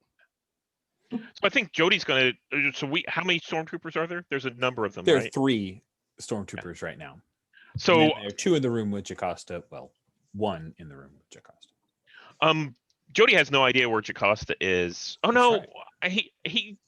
she saw Jocasta taken off Yes. in that direction. Yeah. Okay. But I think Jody's going to kick some chebs, and Ooh. for these remaining stormtroopers, and let's see how that looks. So I'm going to roll that. Okay. Sounds good. Moaning. So I rolled a 7, and my tough is 2, so that gives me a 9. Oh, so close. Yeah. Close. You gonna call for And- aid, or you gonna just go ahead and go with getting shot a little bit? No, I'm going to call for aid from Wynn. Yeah, and I have a move that says when fighting an enemy, if you help someone, don't roll, you automatically help as though you rolled a 10. Yeah, you are So- built for this. Wow. Yeah. I think this actually goes back to our history together, like whenever you were younger. Yeah. Nice. Yeah. Like we probably had like I think if Jody like calls something out like of like an on your left or something like that, and Wynn just sort of snaps in and ducks so that you can shoot, and then like twirls up and just like kicks the stormtrooper in the head or something like that. So I think the way this looks on screen, so Jody didn't have a weapon. She had actually given her Oh, weapon okay. to the other droid. But Jody, Yeah. some of her pieces that she had kind of gathered together came from those what are they called? The ninja droids that are in the Clone Wars. Oh, yeah, I know what you're talking about. The ones Elite. that have the little staffs. So basically, Jody does this whole flip, arms move in directions they shouldn't, and the stormtroopers are like trying to aim and figure things out, and she like crack, hits a couple of them, knocks them down, and then reaches up, grabs that code cylinder that Wynn hand threw out, and jams that into where is this for a door, or is this to get past the desk? It's basically the door to the, as you're looking at it, left of the intake or the main guard station. It would open up the area to the cell block. Sorry, words were escaping me for a second there. Yeah, and basically jams it into place to open the door. I think it's one of those, like the doors, like, and it slides apart like that, and so, yeah, the door opens up and you see there's that reddish hall, just like in the layout of the data file that you guys were given. Let's slide to Jocasta. So you just got shot by a stormtrooper while slamming another one into the wall. Modi didn't have a weapon on him, so he's like moving back, and he like grabs his Chev slave and like puts her in front of him, because that's the kind of Imperial he is. Right. I'm going to, but I think I'll retroactively, I'd like to spend a luck because I forgot about luck. Oh, cool. Okay. To have upped my previous thing to a 10. As you mark off luck boxes, your dark side's needs will get nastier. Yeah, I know. Well, they're out. Yeah. Their teeth are out now. Seems appropriate. Yeah. Does that deal with both stormtroopers? Let's say that so you can do one of two things. You can either take no harm or spend that luck to have dealt with both stormtroopers. Your choice. If you'll, yeah, I'll take the harm.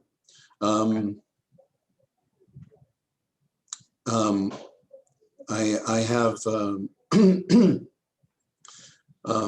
one of their weapons comes to hand, but when he so yeah, I put out my hand and a blaster rifle jumps into it. Nice. And then when he puts his slave in front of her, I say in a very cold voice,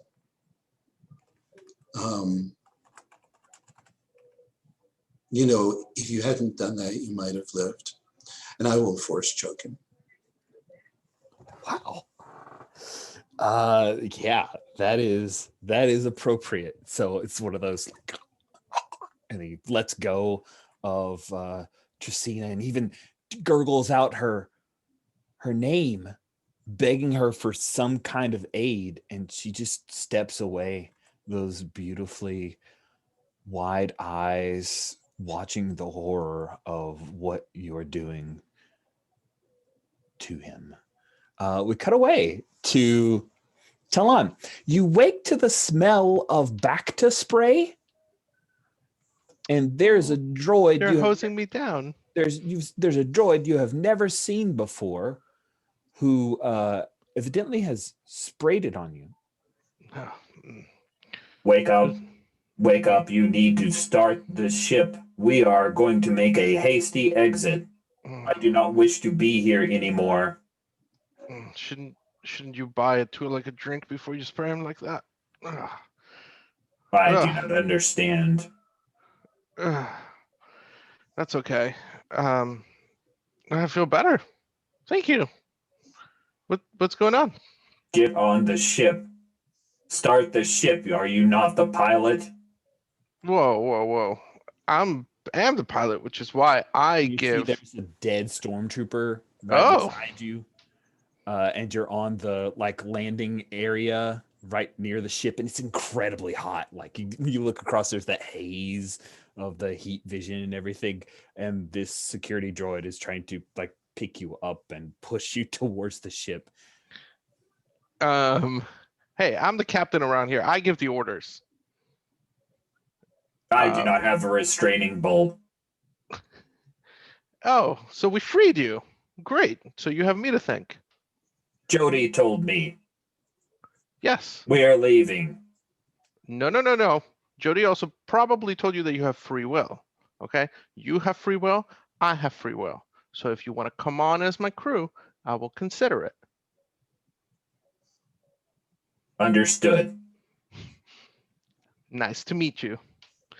You want to help me get the rest of the crew out? We will protect you and we'll take care of you.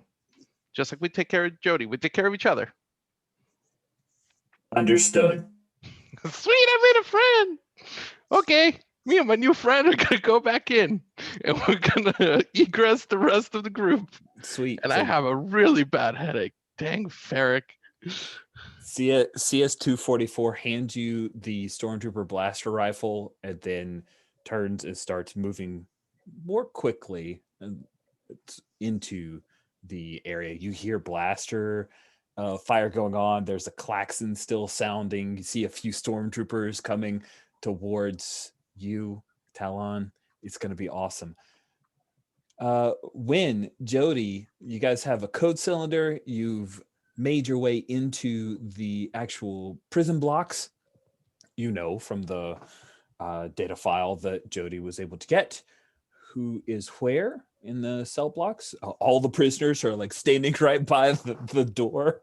It's one of those force shield things, right? And you'd have to take the code cylinder and open in each individual thing because you're using just a code cylinder instead of the main control area.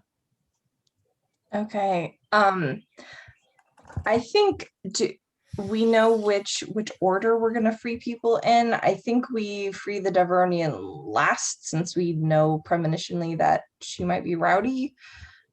Is there somebody that Jody wants to? Do you want to go to this PR4 first on the way? So I think Jody's first instinct is to go check all of the places that are humans to see if Jakarta is any of them. Okay. So the answer is no. You do not see Jakarta in this group. You see the female you spoke with. Evidently, she is the one designated as Nauru Bless. Then the one called Nebula 6 is a pink-haired young woman. Do not believe she is Jakarta. She does not match the description. And Nephil Doorstar is the one with black hair who is a soldier, and she does not fit the description that you have for Jakarta either. So in that She's case, once I get to the last human female, I'm going to start. Do you have the code cylinder? I have a move that might help. Oh. I have that move like that. I know a guy who knows a guy. Mm-hmm. Can I roll it to see if we just happen to have a person here whom I might know from my time here that might help us? If I when you roll a 10 reveal plus- who you are, your terrifying reputation counts as reason for people to do what you ask. Well, I was thinking more of fixer on a 10 plus. I know just okay. a person, and Okay. so and then right, roll the a lower you charm. get, the more hostile they are, right? Yeah, sounds good. Okay, cool. Exciting. I've also unhidden on the NPCs tab starting around row 38, just so you have some pictures. Ooh, Okay. Fog of War has been revealed.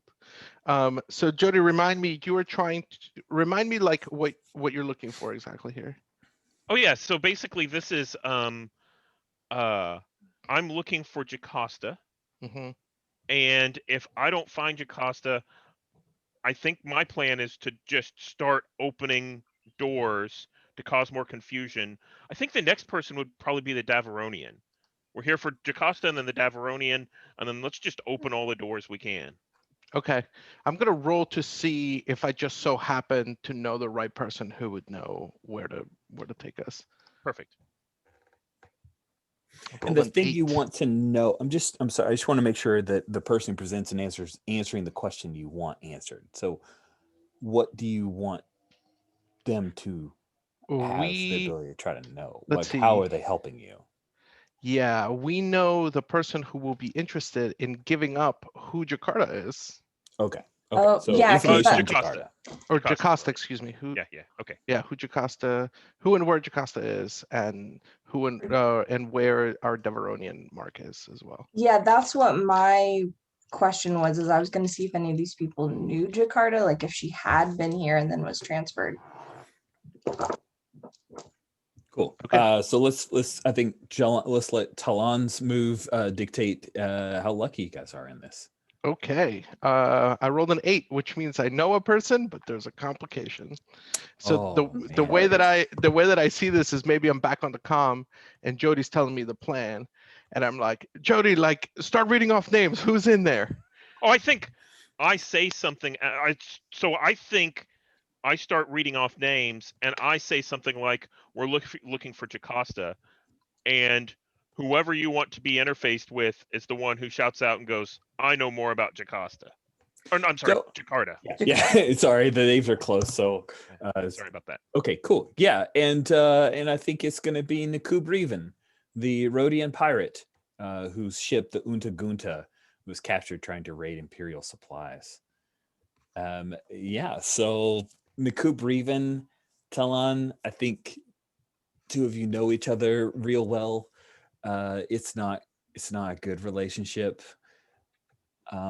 Is it a thing where you ripped him off, or you let him hanging, or is the reason that the Unta Gunta was captured is because of you? I tell me where he is near the in the NPC tab. A42. Okay, 42. Bingo. Ah, yes. The Untigator was captured trying to raid Imperial supplies. I think that, like all things, it was just an accident. I think he was part of the ship that came in here to break out prisoners that I was in. And I think that where it says here he was here to raid Imperial supplies, part of his raid was he was going to raid Imperial supplies from here. Okay. And then he got maybe left behind. Wow. So he came to spring you and got left behind, and you got out. Wow. Yes. Oh, he don't like you. Yes. How much do we want to complicate this? I love that. Because he's a Rhodian and we are in a Rhodian raptor. Yeah, you are. I He's do sort of totally love gonna- that. At I some do point, he's going to too. take over. I was hoping that there was a connection to the ship. Sounds good. Sweet. So Naku Breven says, hold on. I got to say something. Oh, you're talking about the Olarian. I know where she is. They moved her off planet. You get me out of here, I tell you. I think that's whenever Jody slams the key, into the door, into the lock, and basically grabs Nakub Reven and says, pushes them towards Win and says, make sure this one makes it out. And then turns back and just starts opening cells willy-nilly. Nice. Good. So you're just trying to open all the cells you get. People are going to move out of cells, like desperate, try to get out of here. Let's cut back to Jocasta. So you've killed Captain Modi. You force choked his terribleness. And there's no one else in this room attacking. You can hear on the comm unit that he dropped that there are troopers still checking in. And I'm curious, it's just you and Tracina. What do you do? I say to Tracina, do you know how these collars come off? Yes, I do. There's a special key. He keeps it on a locket around his neck. I grab it from it and apply it. And it pops off, and you see that, like, it's this device that actually has some kind of liquid on the inside. And you can see there's a couple of little syringes that would pop out. She drops it to the floor, and you see there's just that old scar from having worn it for so long. Thank you. You're welcome. I'm sorry I came here looking for my sister. And it appears she's not here after all. Her name was Jakarta. I remember Miss her. Jakarta. I remember her. She was here. Hey, babe. I'm gonna go get my nails done real quick. Love you. She was alive? Yes. Yes, she was alive. She was here until 10 days ago. There was someone from her planet who came. What? What did they look like? He was older. He said that he was a prince. Was his name Tor? Yes, his name was Tor.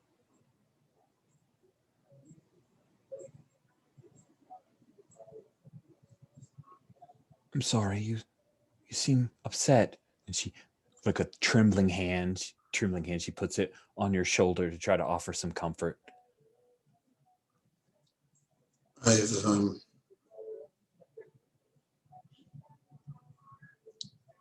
I've been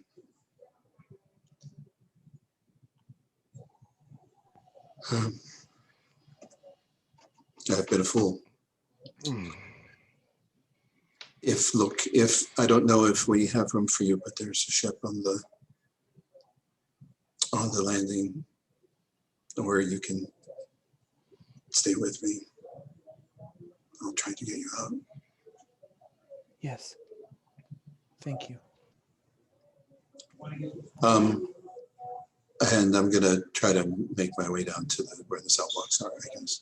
Awesome. So if the captain has anything that looks like a security key or something like that, I will take sure. it. Yeah, he's got a couple of code cylinders that were in his pocket, a comm unit where the stormtroopers are screaming orders at each other, trying to check in, asking where Captain Modi is.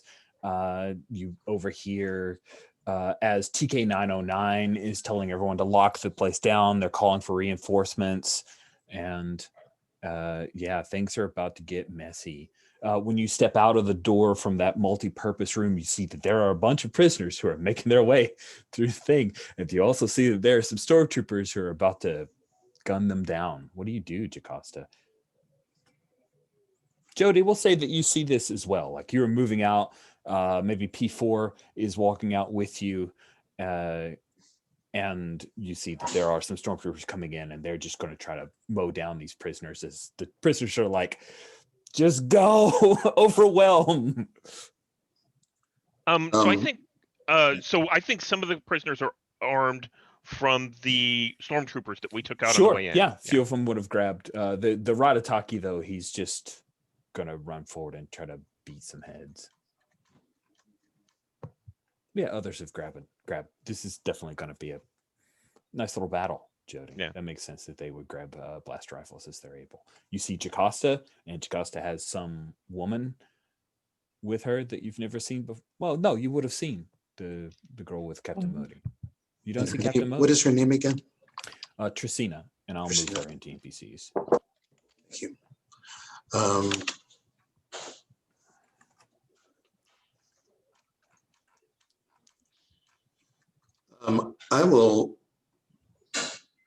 I've had a premonition here, so I'm going to shout. I'm going to shout at the top of my voice. I'm going to telepathically broadcast. Mm-hmm. This is to the stormtroopers. Is this worth getting killed for?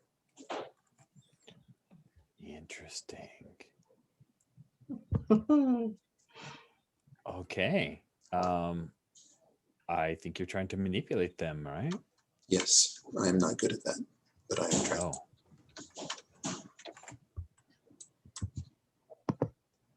And I failed. That seems appropriate at this moment. Yeah, when you attempt that, I think that the voice is stronger, and they say, you there's a moment, there's a hesitation, but then the voice says, because you're all going to die, every last one of you, and that kills any leverage that you may have been able to muster. Yeah.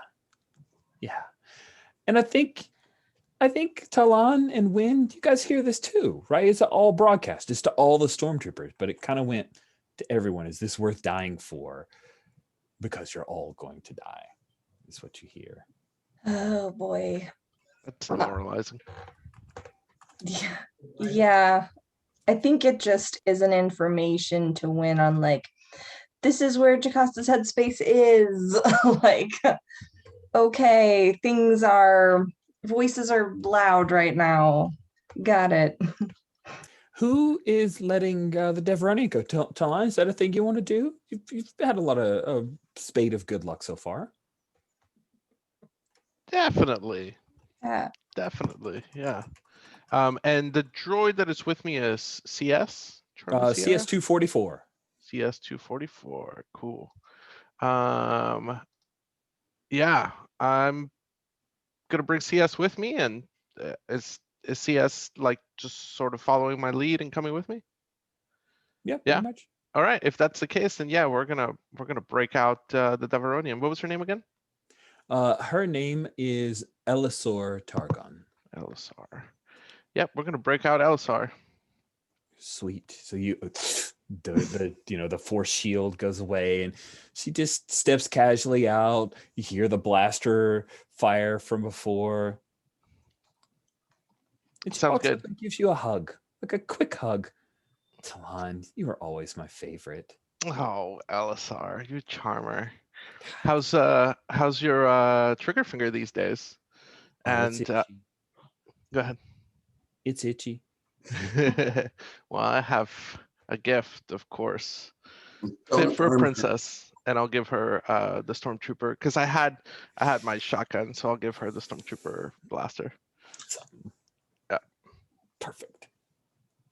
Sweet. Fantastic. Caution. This prisoner is extremely violent. That's not a nice way to talk about my friend. And I think it's shotgun o'clock. That was CS who just advised you of the Oh, okay. Okay. Now, CS, what did we talk about free will? She has made her choices, and we are about to make sure that she doesn't pay for them. Okay. Awesome. That's definitely how that works. Sweet. So I think at this point it's probably good if you guys act under pressure to get the heck out of Dodge here. Yeah. So just because I love the idea of it, I think Jody's gonna lead the charge here. Jody, why don't you act under pressure to get Okay. everybody? Do I have back anything else? Act under pressure? I don't think so. So my cool is a 1, and I rolled a 4, so that's a total of 5. Okay, how can I help? You want to call I- from Sinead? I'm actually going to check luck. Ooh. Ooh, I haven't done that yet. And whenever I check luck, my core processing will malfunction a bit soon. Oh. Cool. I'm gonna hand you. It's a luck. We know the car processing is the thing for luck. So, tell me, what does this look like, Jody? Like, set the stage. You guys have kind of a straight shot, but there are a lot of stormtroopers in the way. A straight shot to get out. If you look at the map. So, what does this look like, Jody? Yeah, so I think that what this looks like is we're all kind of hunkered around. We've, a few of the prisoners have dropped. They're all kind of firing, but we're definitely outgunned. The stormtroopers have kind of barricaded themselves, and they're now kind of stepping into doorways and pulling out. And that's whenever we see the thermal detonator beeping, and it rolls. It gets thrown towards us. And Jody lashes out very quickly with her arm, almost like a pull cue, and that thermal detonator shoots back down the hallway before it explodes and goes off in the midst of those stormtroopers. And I think there's smoke and debris and everything like that will cover us getting out. Sweet. Only to escalate things, but make them more excited. I will pitch that the thermal detonator has also caused a seismic thing on the planet, and now the lava planet is. We're going to make a very exciting escape, I think. Here, Thermal detonator. I'll tell you what, that was a little much for me, the idea of a single thermal detonator causing a volcano. However, I could definitely escalate the time factor of, thermal detonator goes off, you've cleared the space, you guys start to run, that elevator cycles up, and more stormtroopers were down in the work area are now like headed your way. And as you guys get onto the Raptor, you see that there are the silhouettes of TIE fighters because they've been called for. So I think a driver might need to, act under pressure to, as all of these people are like running onto the ship. There are a few droids that have joined in as well who've been liberated of their restraining bolts. and yeah, a bunch of prisoners, some of whom are probably not good people. Others may be caught up in this. Yeah. Okay, awesome. We have all the prisoners except the ones that didn't get shot. Yeah, we'll go. Like, somebody roll me. Hey, we got to roll with me. Somebody roll a d4. Whoever feels like they haven't rolled a whole lot can roll a d4. Just say you got it and roll a d4, and that's how many prisoners didn't make it. Oh, okay.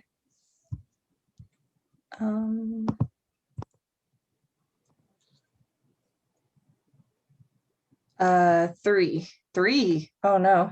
Ooh, rough stuff. 3 prisoners. So Stephen, Cisco, and Brandon, each of you get to choose one prisoner who didn't make it.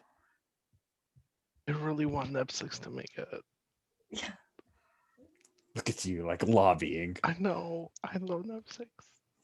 Yeah, that and Niku I think has to make it because Jody. Yeah, of Yeah. course. That's a good point. Yeah. I am going to say that Grask Tarvo does not make it because he reminds me of Hondo Tanaka, and we don't need that kind of complication on my ship.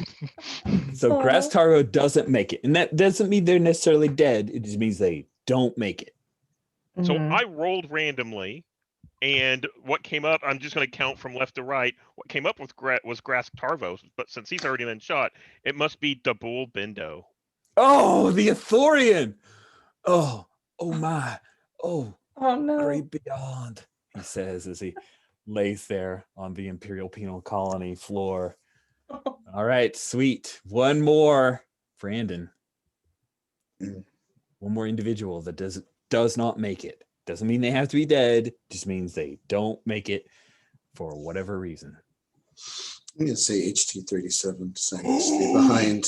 Oh, he stays behind? Nice. The defective super stormtrooper stays behind as a bunch of the stormtroopers come back. He just wades into the combat. That's heart-wrenching. There's like a swell of music, string music, as he does it.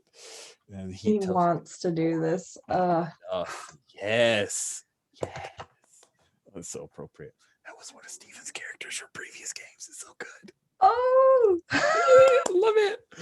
Oh, that's so good. Sweet. So you guys are on the Raptor, and we like cut to Nakub. He's just running his, like, you know, they got suction cups on their fingers things, and they're like just run.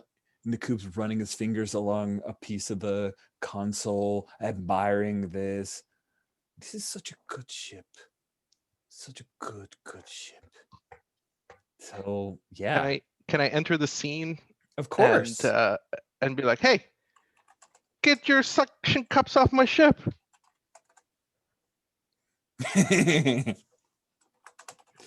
Sweet. Oh, your ship, huh? We see. Yeah. Let's go. Yeah, There's no time for such conversation. We talk later. Make sure you stay grateful that I came back to save you. So grateful. I always remember everything you've done for me. I don't like your tone, but you can go. Tone policing now, I see. He gets out of here. Jody, astrogate an escape plan. Astrogate us out of here. You're the driver. I'll assist. Well, you have to astrogate us out of here. You need to put in the coordinates and stuff. Yeah. Okay. Sounds All good. right. Act under pressure, Talon Gendro. You get your +1 from driver, and you All right. roll plus cool. So you're actually rolling +2. All right. Seems good. We have a couple of TIE fighters that are like flying in behind. I assume someone won, Win or Jocasta getting into the turret. Nice. Yeah. Evasive maneuvers. Oh, dang it. Look at you. So good at this stuff. Sweet. So Talon, you are able to navigate your way out of here. Is this a reverse Syndulla slingshot kind of? Because the orbital lasers are going to be coming online. They are. So here's how that works.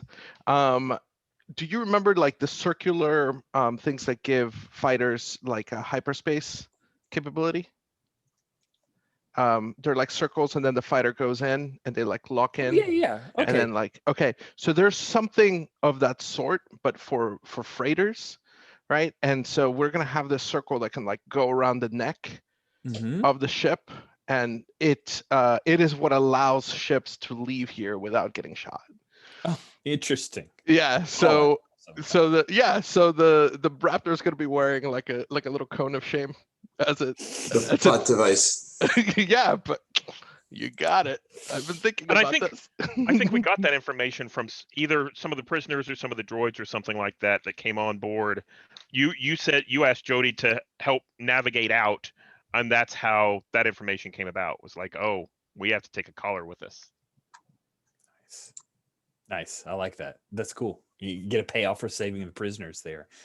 Yeah, I think that is fantastic. You guys make it out. Jocasta, did you hop in the turret and take out a TIE fighter or no? Yeah. Nice. Yeah, I have to have a conversation with Wynn or someone. Ooh. Yeah, so there's a bit of victory, and a lot of the prisoners are like trying to stay out of the way, but also nosing around the wonderful Raptor. And Wynn, you run into Jocasta after she comes out of the turret. Yeah, I think Wynn is like, hey, are you okay? Did that creepy dude do anything worse? Thank you for doing that. Are you fine? That psychic broadcast did not sound great. Sorry, Jocasta wasn't there. No, I'm sorry, I didn't deal well with that. Her not being there. Tracina, who is the woman I rescued, said that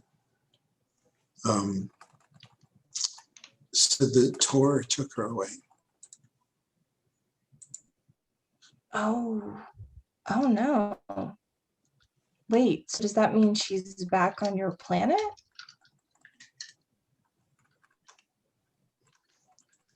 I don't know what it means. I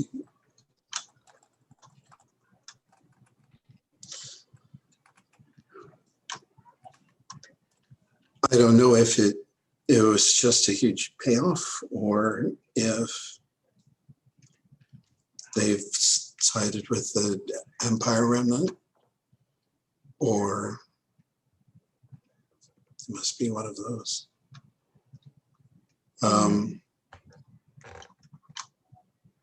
We missed her by 10 days. 10 days. I killed 3 people. Wow.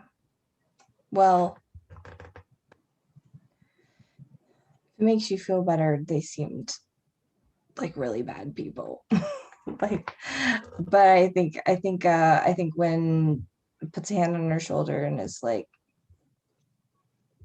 does that mean you need a way to wind down then, right? Did that kind of like bring things down, or are you still I have voices in my head that tell me to do awful things. And they're mostly quiet. And I let them out. Well, that seems like it's less on you and more on the people bringing them out in this case. I put myself in that situation. I think I knew what was going to happen. And I did it anyway because I thought I was rescuing Jakarta. And now I found out that it wasn't. it wasn't for that at all. I know 10 days seems like such a near miss, but hey, we're still doing that. We're still rescuing her. We wouldn't have known where she was if we weren't here and if you hadn't done that. And look at all the people that we freed on the way. That might never have happened if we weren't here. And if you hadn't. Some of these people are awful people. Well, between you and me, I'm checking the guild list to see if there's anybody who has an active thing on their head. Maybe we can work this out. But Not look all, at but some. she gestures at Trusina and is like, I know she's not your sister, but I think that there's someone who's probably more than grateful that you were there today. I hope she isn't just horrified at what I did. It seems like there were a lot of horrors in that place, and not ones being used for good. Because I know that you were using your, and she kind of like gesticulates like at her externals. She's like, you're using that, but I know that what's in here is what makes you good anyway. I don't understand how you're in this business. You're too kind for this work. Well, and you're too kind to me. I don't deserve it. Maybe once I did. Well, what is it? Didn't you say that when you got me into this that like it should only be for a short time anyway? Maybe you don't have to be doing this forever. And hey, once I get my rocket stadium going, maybe I don't either. Maybe you don't. Anyway, I'm going to look after Trusina for a while. I feel responsible for her. Maybe if you can help me with that, that would be good. Cool. Yeah. And I think when nods and like heads off to try and find like blankets and like food and like stuff for the sudden huge influx of people. And yeah, I think would be like mentally like counting numbers and names and just being like, who are all these people and can someone run scans on them? Yeah, I imagine there are 11 new passengers on board your ship. So that's got to be pretty comfortable. Luckily, Talon can just, pilot. Talon doesn't need to worry about such things. And Jody gets to Not be yet. co-pilot. Not Yeah. until they start messing with my costumes. So looking at time, I think it might be good for us to just make a quick decision. Are you going to take so by the way, Jocasta, you have an impossible decision to make right now because Luca wants to be dropped off the next place that he can because he's going to go back. He wants to travel back to Ilaria. And Talon, that if you've got Elisor, you got to take her back.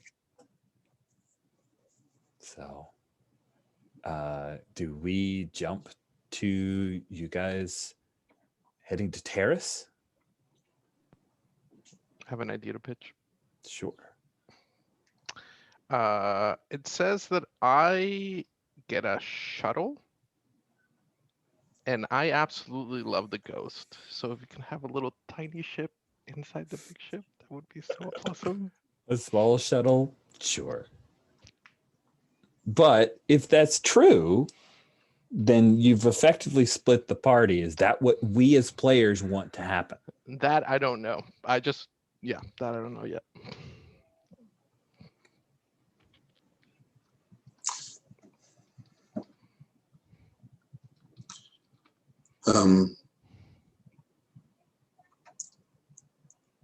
I don't want Maybe Jocasta can try to talk Talon into going back to there. It's just because that's a terrible idea, it doesn't mean a scoundrel like Talon might go where you want him to. I don't know. You talk Luca into coming with us? No, he's going back. Oh yeah. One way or the other. And no, I wouldn't wish Valeria and Talon or anyone here. And besides, I'm an outcast there, which is worse in some ways than being a criminal.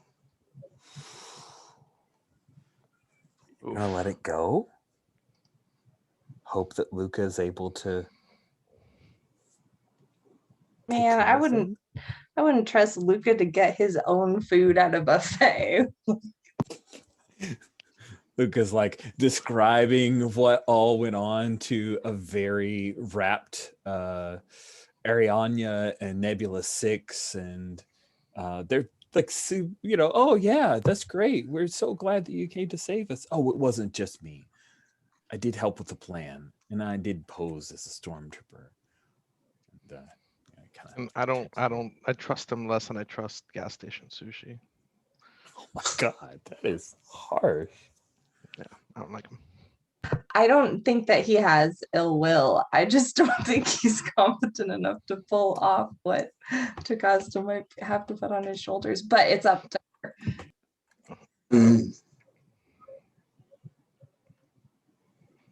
I think what he's trying to do is futile at this point, but I can't deny him the chance to do it. We're getting paid for springing Elisar, yes. Yeah, you are. Okay. So I can use my payout to hire him a bodyguard. There you go. Somebody who can get him back home. Somebody. So we don't know if Jakarta was taken back to the planet by Tor. Is that what Luca would be figuring out? Yeah, that's his older brother. Okay. He's not going to let Tor do this. He's going to stop him for love. Oh boy. You guys, totally for love, you guys. That sounds like such a bad idea.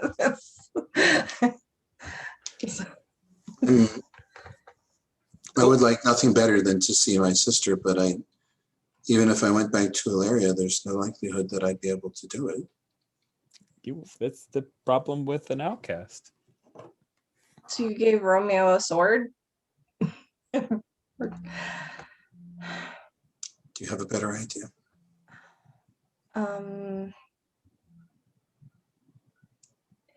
Is there some kind of device that you can give him where I assume that he's got some kind of communicator so he can let us know what's going on? Is there some way that he can get a hold of you? Because I don't think that. No, it's either go with him or don't.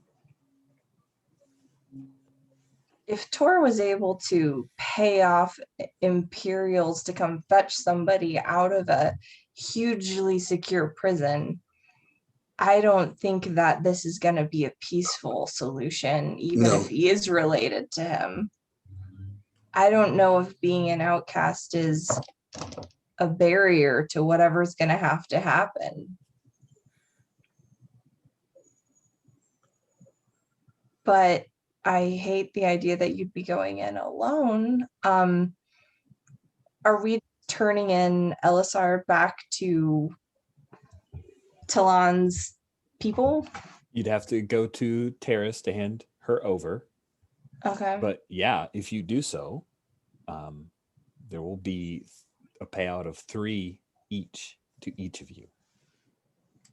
What? Yeah, it's a pretty good payout. Yeah. He really likes his cousin.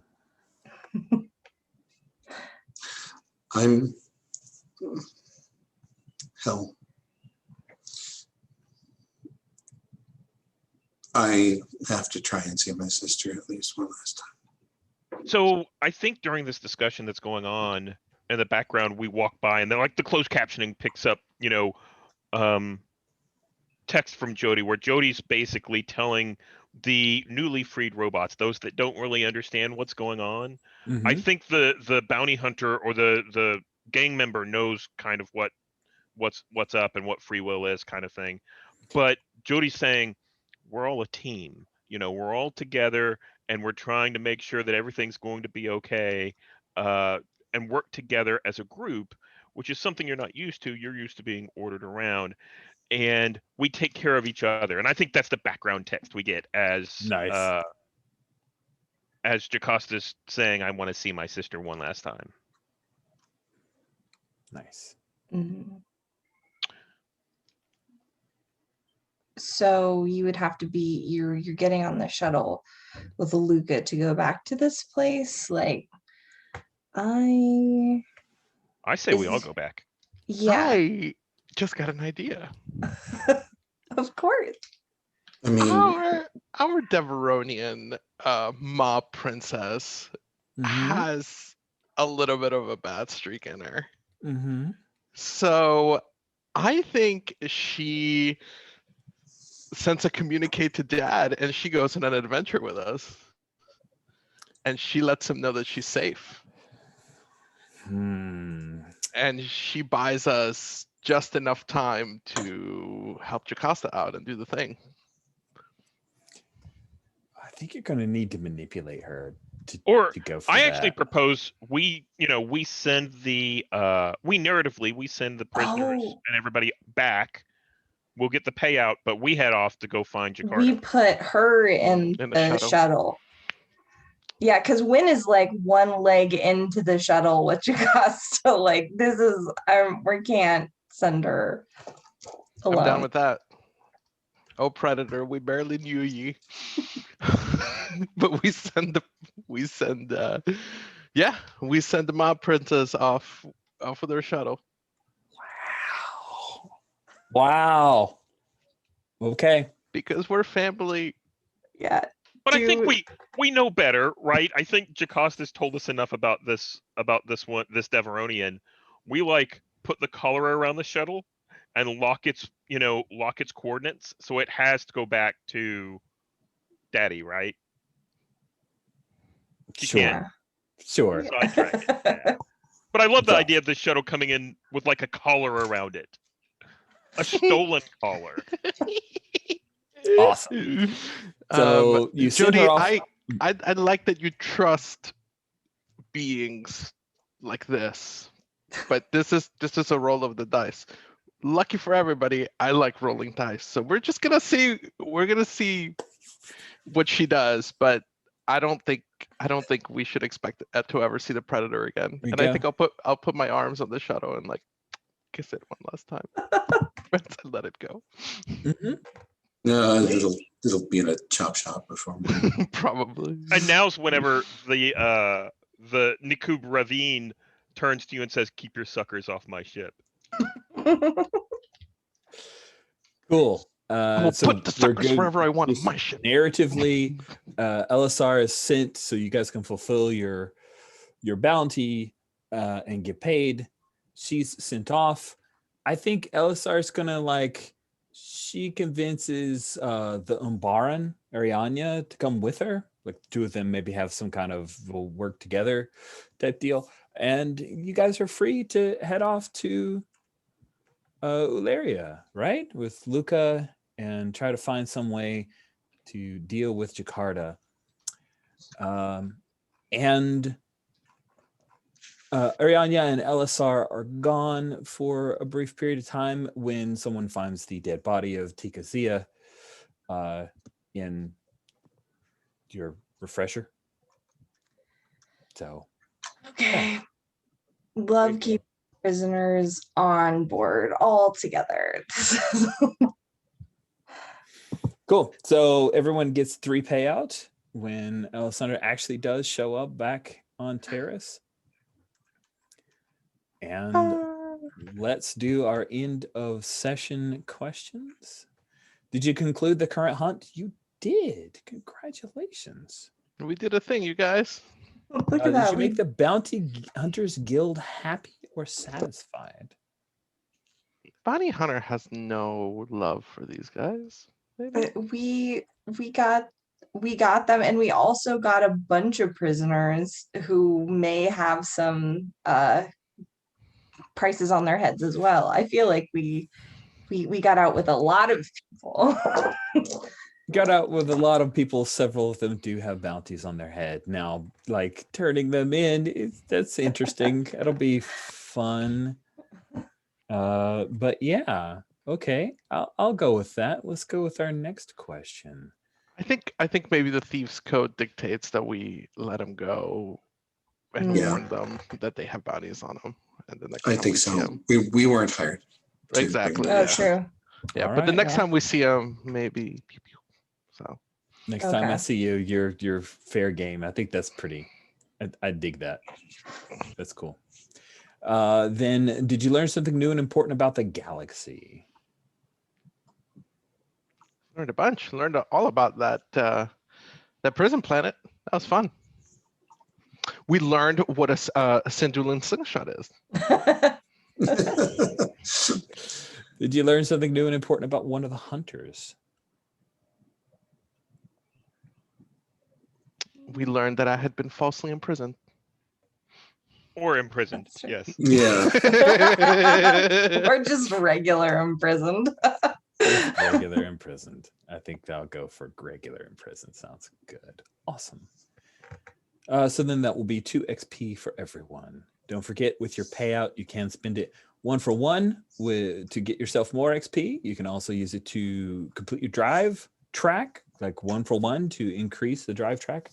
And keep in mind that next week is our last session, except for Wynn, who may be appearing in a future session, but for everybody else.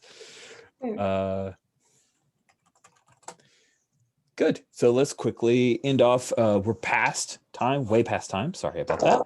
But if anyone needs to go, please go. Otherwise, we'll do stars and wishes. Who'd like to kick us off with wishes? I think I'm going to start with wishes then. So one of the things I was thinking about during this is, what are we going to do with all these prisoners and stuff? I think I'm going to, if no one else plans on taking an advance, I'm going to take an advance and select a crew. Ooh. And I'm going to take 3 or 4 of these these droids or something like that and bring them on as a crew. Gotta dig that. Does anyone else?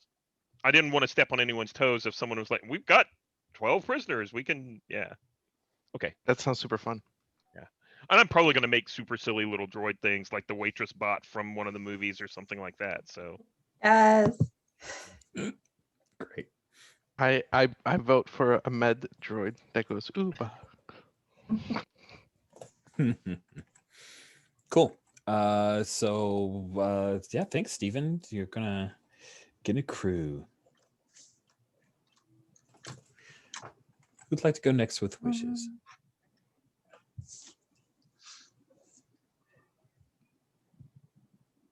So quiet. I'm trying to think. I had so much fun.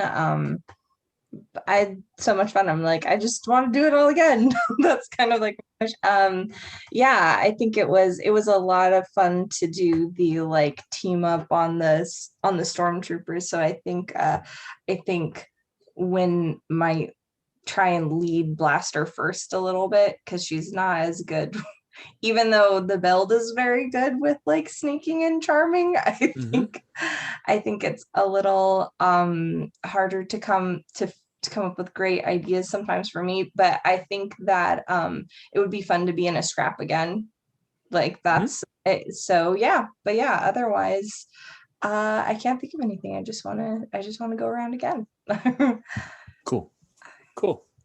And yeah, and I don't know what this planet is gonna be like. It looks like it's gonna be a huge clash of cultures. It's paradise, of course. Natural, yeah, super. It's gonna be so paradisical and wonderful. It is. Yeah, no, I trust. I I trust Rich to fully drive home the irony of a place that's absolutely gorgeous and absolutely riven. Yeah, it's gonna be by internal power politics. Yeah, these people sound bad. My wish for next time is that that people under Laria realize that they were both right and wrong about Jocasta. interesting. Both right and wrong. Okay. Cool. I am angling Talon to pay off his debt. I'm at 6 out of 8 on the drive track, so hopefully that'll happen. My wish is to win or lose the Raptor to Nakub Riven on a Sabak game or a similar game of chance, and help Jocasta with her goals essentially. And that's about it. Cool. You were last to go for wishes. You get to go first for stars. Awesome possum. Stars to the group, because that was just so much fun to watch you all on that break-in. I had a great time just watching you all roleplay. Steven, so many stars to you, man. Such a cool character you have, and you play it awesomely. But I think my favorite part might have been you bringing up the droid revolt as an idea and as a distraction. That was great. Brandon loved Jocasta's storyline, and same stars every week. Appreciate the seriousness you bring to the table. That allows me to feel free to play a lighthearted character. So thank you for that. And looking forward to seeing what happens to Jocasta next session. And Danny, start to you for essentially how you handled the break-in and the planning and the thinking on your feet and the essentially just and how you planned the actual sneaking into it. So start for you. Oh, And start for Rich. Man, every week I tell you thank you so much for my shenanigans and allowing my shenanigans and allowing me to set up the scenes and pitch you ideas the way I do. It's just, I really enjoy the give and take that you allow us as a GM. So thank you for that. So cool. Like your prep is just, I say it every week, but it's just so impressive. Like you having all the NPCs ready is amazing. And the map and I cannot allow players at my table come to play for you ever, because I don't want you to ever set the bar this high. It's obnoxious how good you are. I'm just kidding. This is just so impressive, man. Thank you.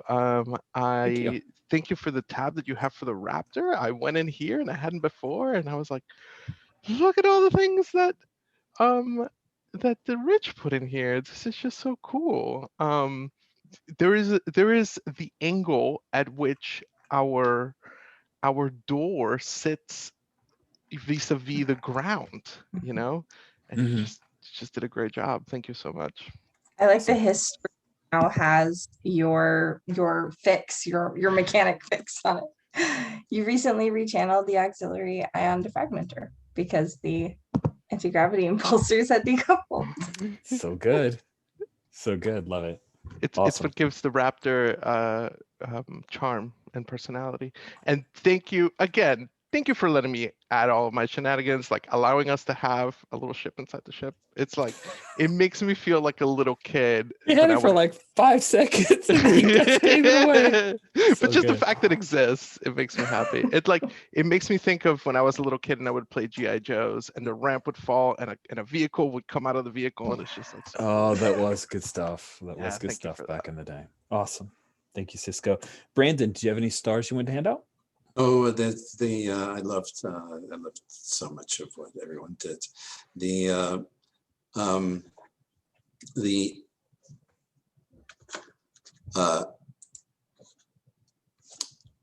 I have to remember people's real names. Anyway, I'll use character names. Talon's antics and finally banging together stormtroopers' heads and such like that, always entertaining. Jody fostering the droid revolt and managing to persuade them, notwithstanding fairly mediocre charm, that they were free and what that meant, and that it was a good thing, and not to overdo it on the first try, it's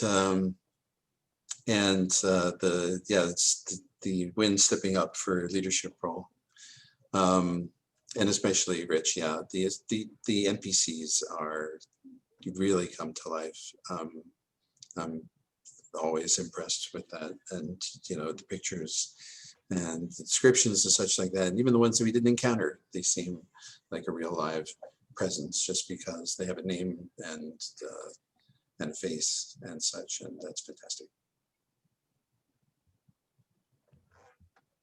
You're on mute, Rich. Danielle, did you have any? Yes. I really appreciated everybody setting up and when leading, which was mainly Danielle running out of ideas and being like, how can we get Cisco back on board? And also maybe Steven has an idea of what to do here, which you did, and it was great. And I loved, because initially I was like, maybe Jocasta is gonna blow up and then that will give us cover. And then I realized that no, Jocasta was actually waiting for us, and we needed to make something blow up. So for a second it was so splitting the party was tough to figure out who's going where, but it was great because it gave it a lot of dramatic sense of oh, this is what would really be happening. So yeah, star to Brandon for just kind of going in and using that side of Jocasta, which we haven't seen before, how that worked. And I really loved that connection with another person who'd been enslaved because of her beauty and just that whole situation. And force choking the guy. I loved that, even though Jocasta was sad about it, I loved seeing the force stuff erupt was great. Cisco, for the Huttese rant that you came out with for Talon, I loved that. It was so great. And how you essentially like kicked all that off for us. And then obviously the droid revolution, but also the way Jody was like, okay, I've prepped an explanation and I'm going to download it. And then how the whole thing was like, let's explain free will. And then Talon is like, okay, now free will. Now we need to talk about how to relate to each other. Like everybody, like we're going to build you all from the ground up. And stars to Rich for just all these great situations, for having the general be such a vile human without like anything, without it being explicit, but like just like, I'm gonna pull this thing out of you and then reject you because of it. So effective emotionally, even without having to demonstrate all of it. So stars for creating these horrible people that we got to use. And then the stormtroopers and the stormtrooper voice, and like the stormtroopers being upset about like bureaucracy is such a fun like maybe I don't know what you guys are doing here, maybe our computers are down, who knows. I'm still upset about it. Like that tone is so fun to dig into. And yeah, so that was great. And like letting us have all of these prisoners loose. Like I feel like traditional bounty hunters would like come in, get who they needed and go out, but we're like, we come in, spread the news of like human person dignity and like free the slaves, and now we don't know what we're doing, which felt like a lot of fun. So yeah, actually I guess one of my wishes is just that one could either get something or grab something that gives her a little notoriety somehow that she could use as part of her case. So I guess something that, but yeah. Cool. But it was so much fun all around. Thank you guys for your patience when I was late, and I had a great time. Good. I'm glad. And don't worry about it. Like there are times where I get stuck and I'll just pull the table. Feel free to do that. You know, I'm glad that Steve was able to throw an assist your way, but it's, yeah, there are times Okay. things get left, right, center, and I'm like, oh, I'm out of ideas. So no worries about that. Steven, did you have any last stars, or are we good? Oh. Sure. I will just call out some very good scenes that I really enjoyed. Like I really enjoyed the scene where in the hallway where when pulled the rocket escape maneuver, like you were like, oh, I'm going to check luck, and just zipped by the guys because that was very visual for me. I really enjoyed whenever Talon woke up with the back to spray and everything and was like, you know, talked a little bit and was like, I made a new friend, yay! And I really enjoyed the conversation at the end with Jocasta confiding in when, you know, I killed people and I had dark voices. That was very good. Oh, and Rich, I like that. I don't know if all of the prisoners that we took were NPCs from prior games, but a bunch of them were. And I recognized some of them, and I went and looked them up on the wiki, and I'm like, oh yeah, you know, that's pretty cool. So Yeah, I forgot to spotlight Brandon, and the that conversation was really, it was great, and I really loved, like, as a player, hearing her say that, like, Wynn is too kind for this business. Like, that just got me right here, and I was like, oh man, you know, I think that does, like, it highlights things for me character wise even, but also like how to even play going forward. And I think that I just hope that Jocasta doesn't always think that she's the worst person in the room going forward, because I feel like she sometimes feels that, even though there are like a lot worse people out and about. But I really thought that was really intimate to be trusted with, like that. Yeah, that I killed 3 people being such a big deal was like great. You know, Or internal when she's normally so like distancing. Yeah, it was really good. Cool. I'm glad that you guys enjoyed the session. I had a lot of fun thinking of things and going through the wiki and old character keepers to create all of the prisoners.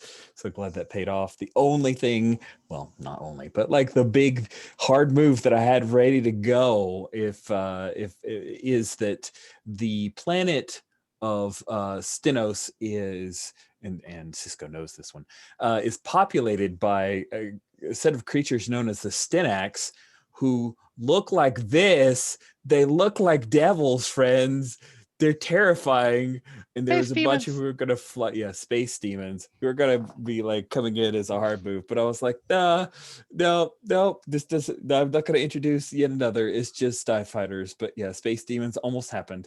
I just had to share that because I was like tickled by the idea that even existed. It's from like the 1980s Marvel's version of the Star Wars comics from way back in the day.